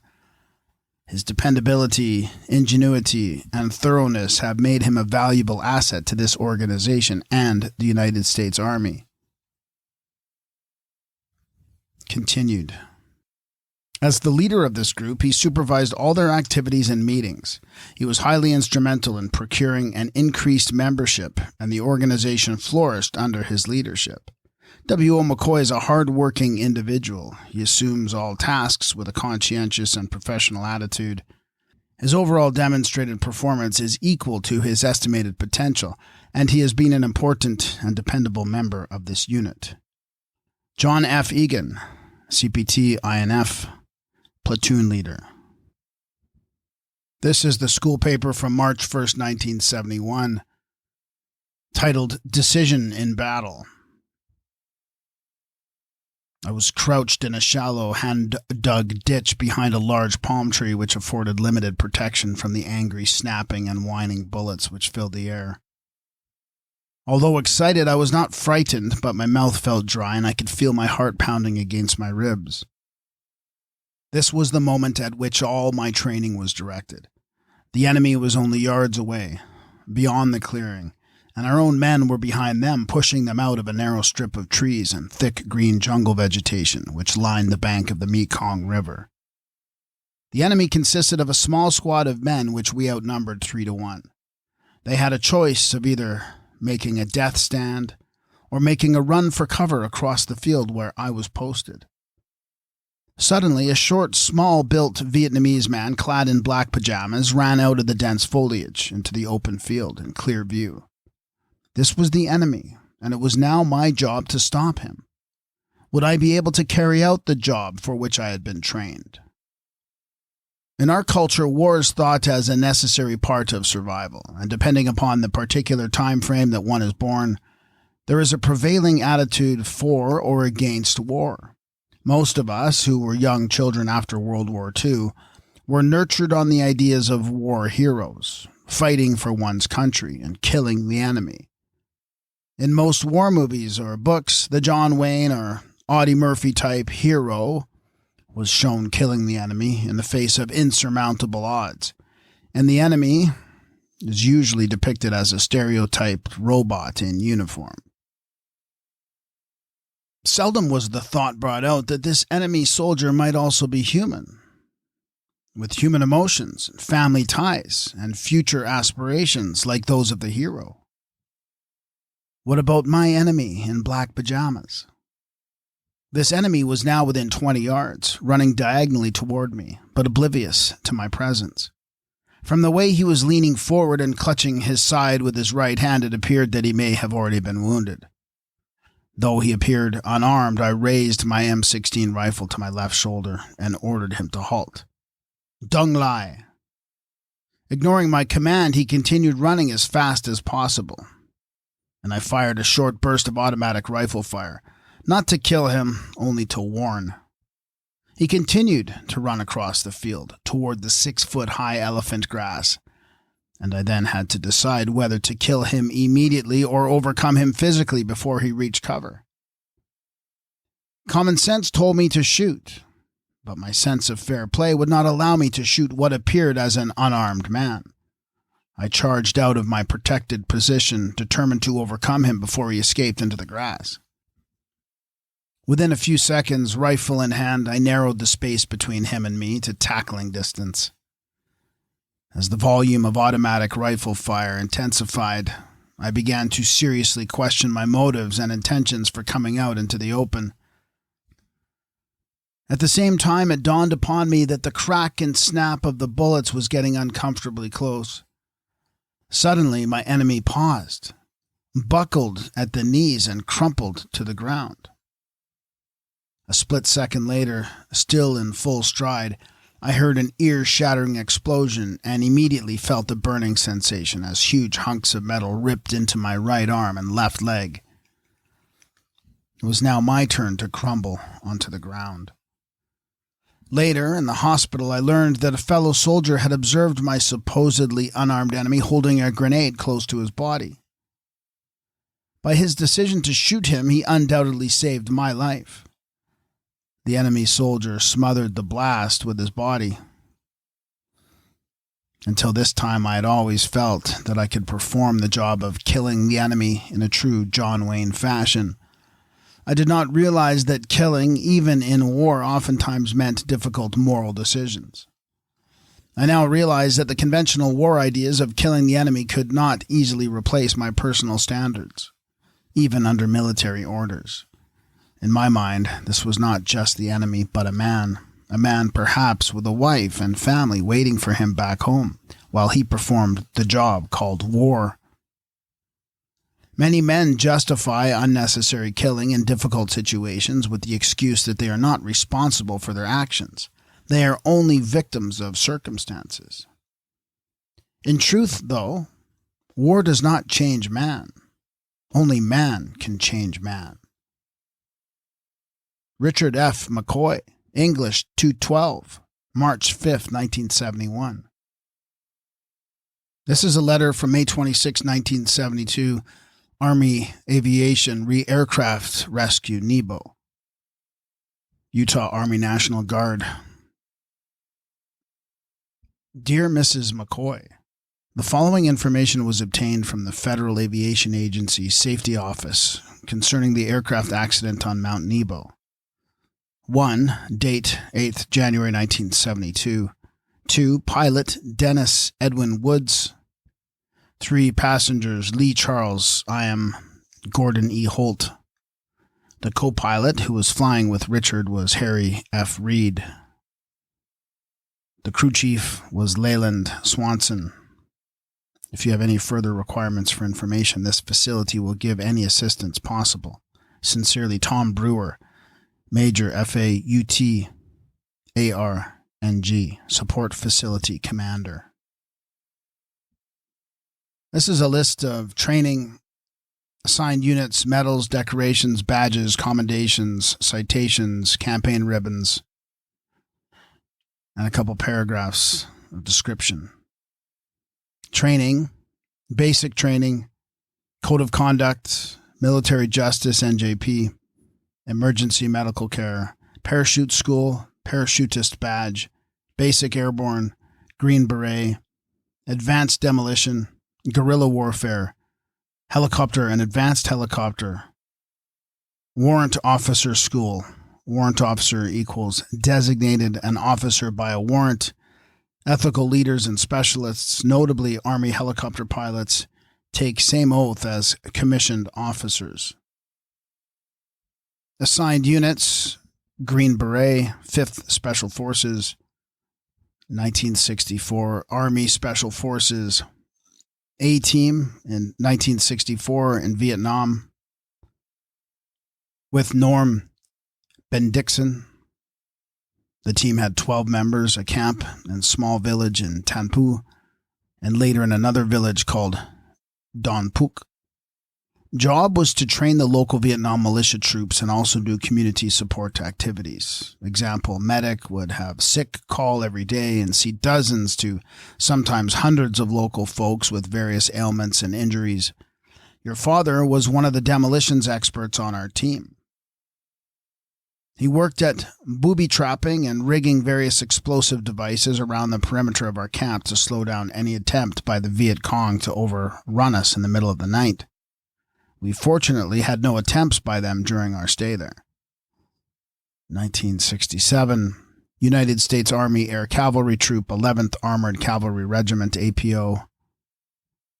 Flew C-13, ? 1968 to 1970, HHB, 4th BN, 41st Artillery, USAR, EUR, 4th Headquarters Battalion, 41st Battalion Artillery, United States Army, Europe, Germany, W2 Warrant Officer. And the 115th Engineering Group's Headquarters Company, 115th Engineer Regiment, Combat. Medals, decorations, badges, commendations, citations, campaign ribbons. Parachutist badge, Combat Infantryman's badge, Armed Forces Expeditionary Medal, Purple Heart, August 27th, 1964, shrapnel wounds, arm and leg in combat operations, Camp An Long, Vietnam, for killed or wounded while serving in the name of the President. Army Commendation Medal for heroism with V device. Distinguished themselves by heroism, meritorious achievement, or meritorious service. Air Medal 1 to 4 oak leaf clusters. Air Medal 5 to 8 oak leaf clusters. Distinguished Flying Cross, awarded April 29th, 1968. Heroism for extraordinary achievement while participating in an aerial flight. National Defense Service Medal, Vietnam Service Medal, Vietnam Campaign Medal, 3 overseas bars, honorable discharge. Letter to Ritter, RE Military. Strove to be in the best units and volunteered for the toughest and most challenging training. After completing parachute school and volunteering for the Green Beret, then came 2 more years in advanced demolitions and guerrilla warfare. In 1964, I was sent to Vietnam as an advisor to the South Vietnamese forces where, during company operations, I was shot and wounded. I've witnessed the death of many good friends. That experience was so distressing that I left active duty a few months after returning home. In trying to get my head together, I decided to return to college. That was spring of '65. There, I met my wife, Karen, and married her in the following summer. My personal life was not working, so I returned to the only life that offered a challenge. I re-enlisted and volunteered for helicopter training. After a year of intense training, I returned to Vietnam in '67. I've never shirked my duty in the face of danger and actually sought out difficult assignments. After Vietnam, I served 2 years in Germany. But in the spring of 1970, I deferred to the wishes of my wife and ended my military career. RFM. Teach me all your secrets to get a good handle on a better way to live. How does one get out of bed every day in the throes of the apocalypse? Should I bury my head in the sand or sabotage their evil plan? I feel really trapped, an ant burned by a magnifying glass. It's all a little bit too convenient, all the evidence went up in flames. Phonies, fraudsters, scammers belong in the slammer, my friend, best give up their names. Should I call on militiamen or pass out a petition pen? I feel really trapped, an ant burned by a magnifying glass. I don't know what y'all been told, but I got a soul made out of gold. Sound off, 1, 2, sound off, 3, 4, cadence count, 1, 2, a big ball. Some time ago a crazy dream came to me. I dreamt I was walking into World War III. As prophetic as humidity, as aching bones, as frantic animals. Sophia wrote it down, built an ark, now she floats it down a river dark. As prophetic as deja vu, as wormwood, as falling stars above. Sophia wrote it down, built an ark, now she floats it down a river dark. I can't even hear my own thoughts for the life of me over the din of a bruised and broken culture. The media spins and splatters and spins and clatters, and I cringe because it's psychological warfare.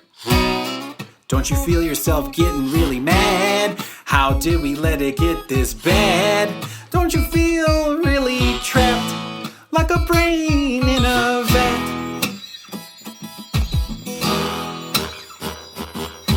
Trying really hard to close Pandora's box, but sirens are singing me off a cliff. I'm looking to hitchhike to Shangri-La over yonder. Sophia, would you give me a lift? Hopped out of the Hegelian rebellion. Say goodbye to all you Machiavellians. Let evil destroy itself. I'm bound for Shangri-La. Shangri-La.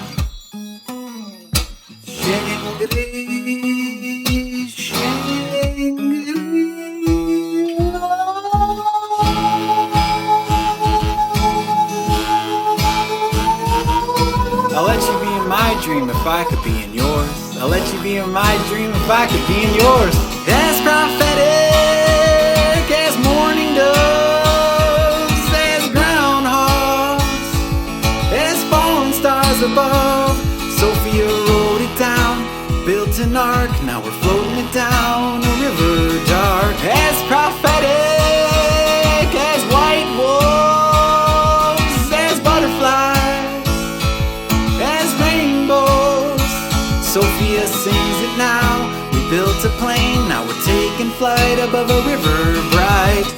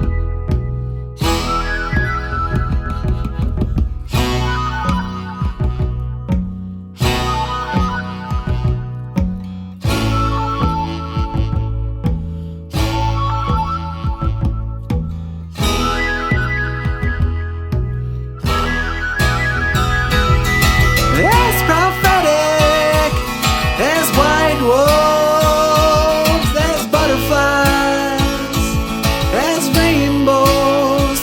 Sophia sings it now. We built a plane, now we're taking flight above a river bright. La da da da, la da da, la da, la da da, la da da da da, la la la la Shangri-La. La la la la Shangri-La.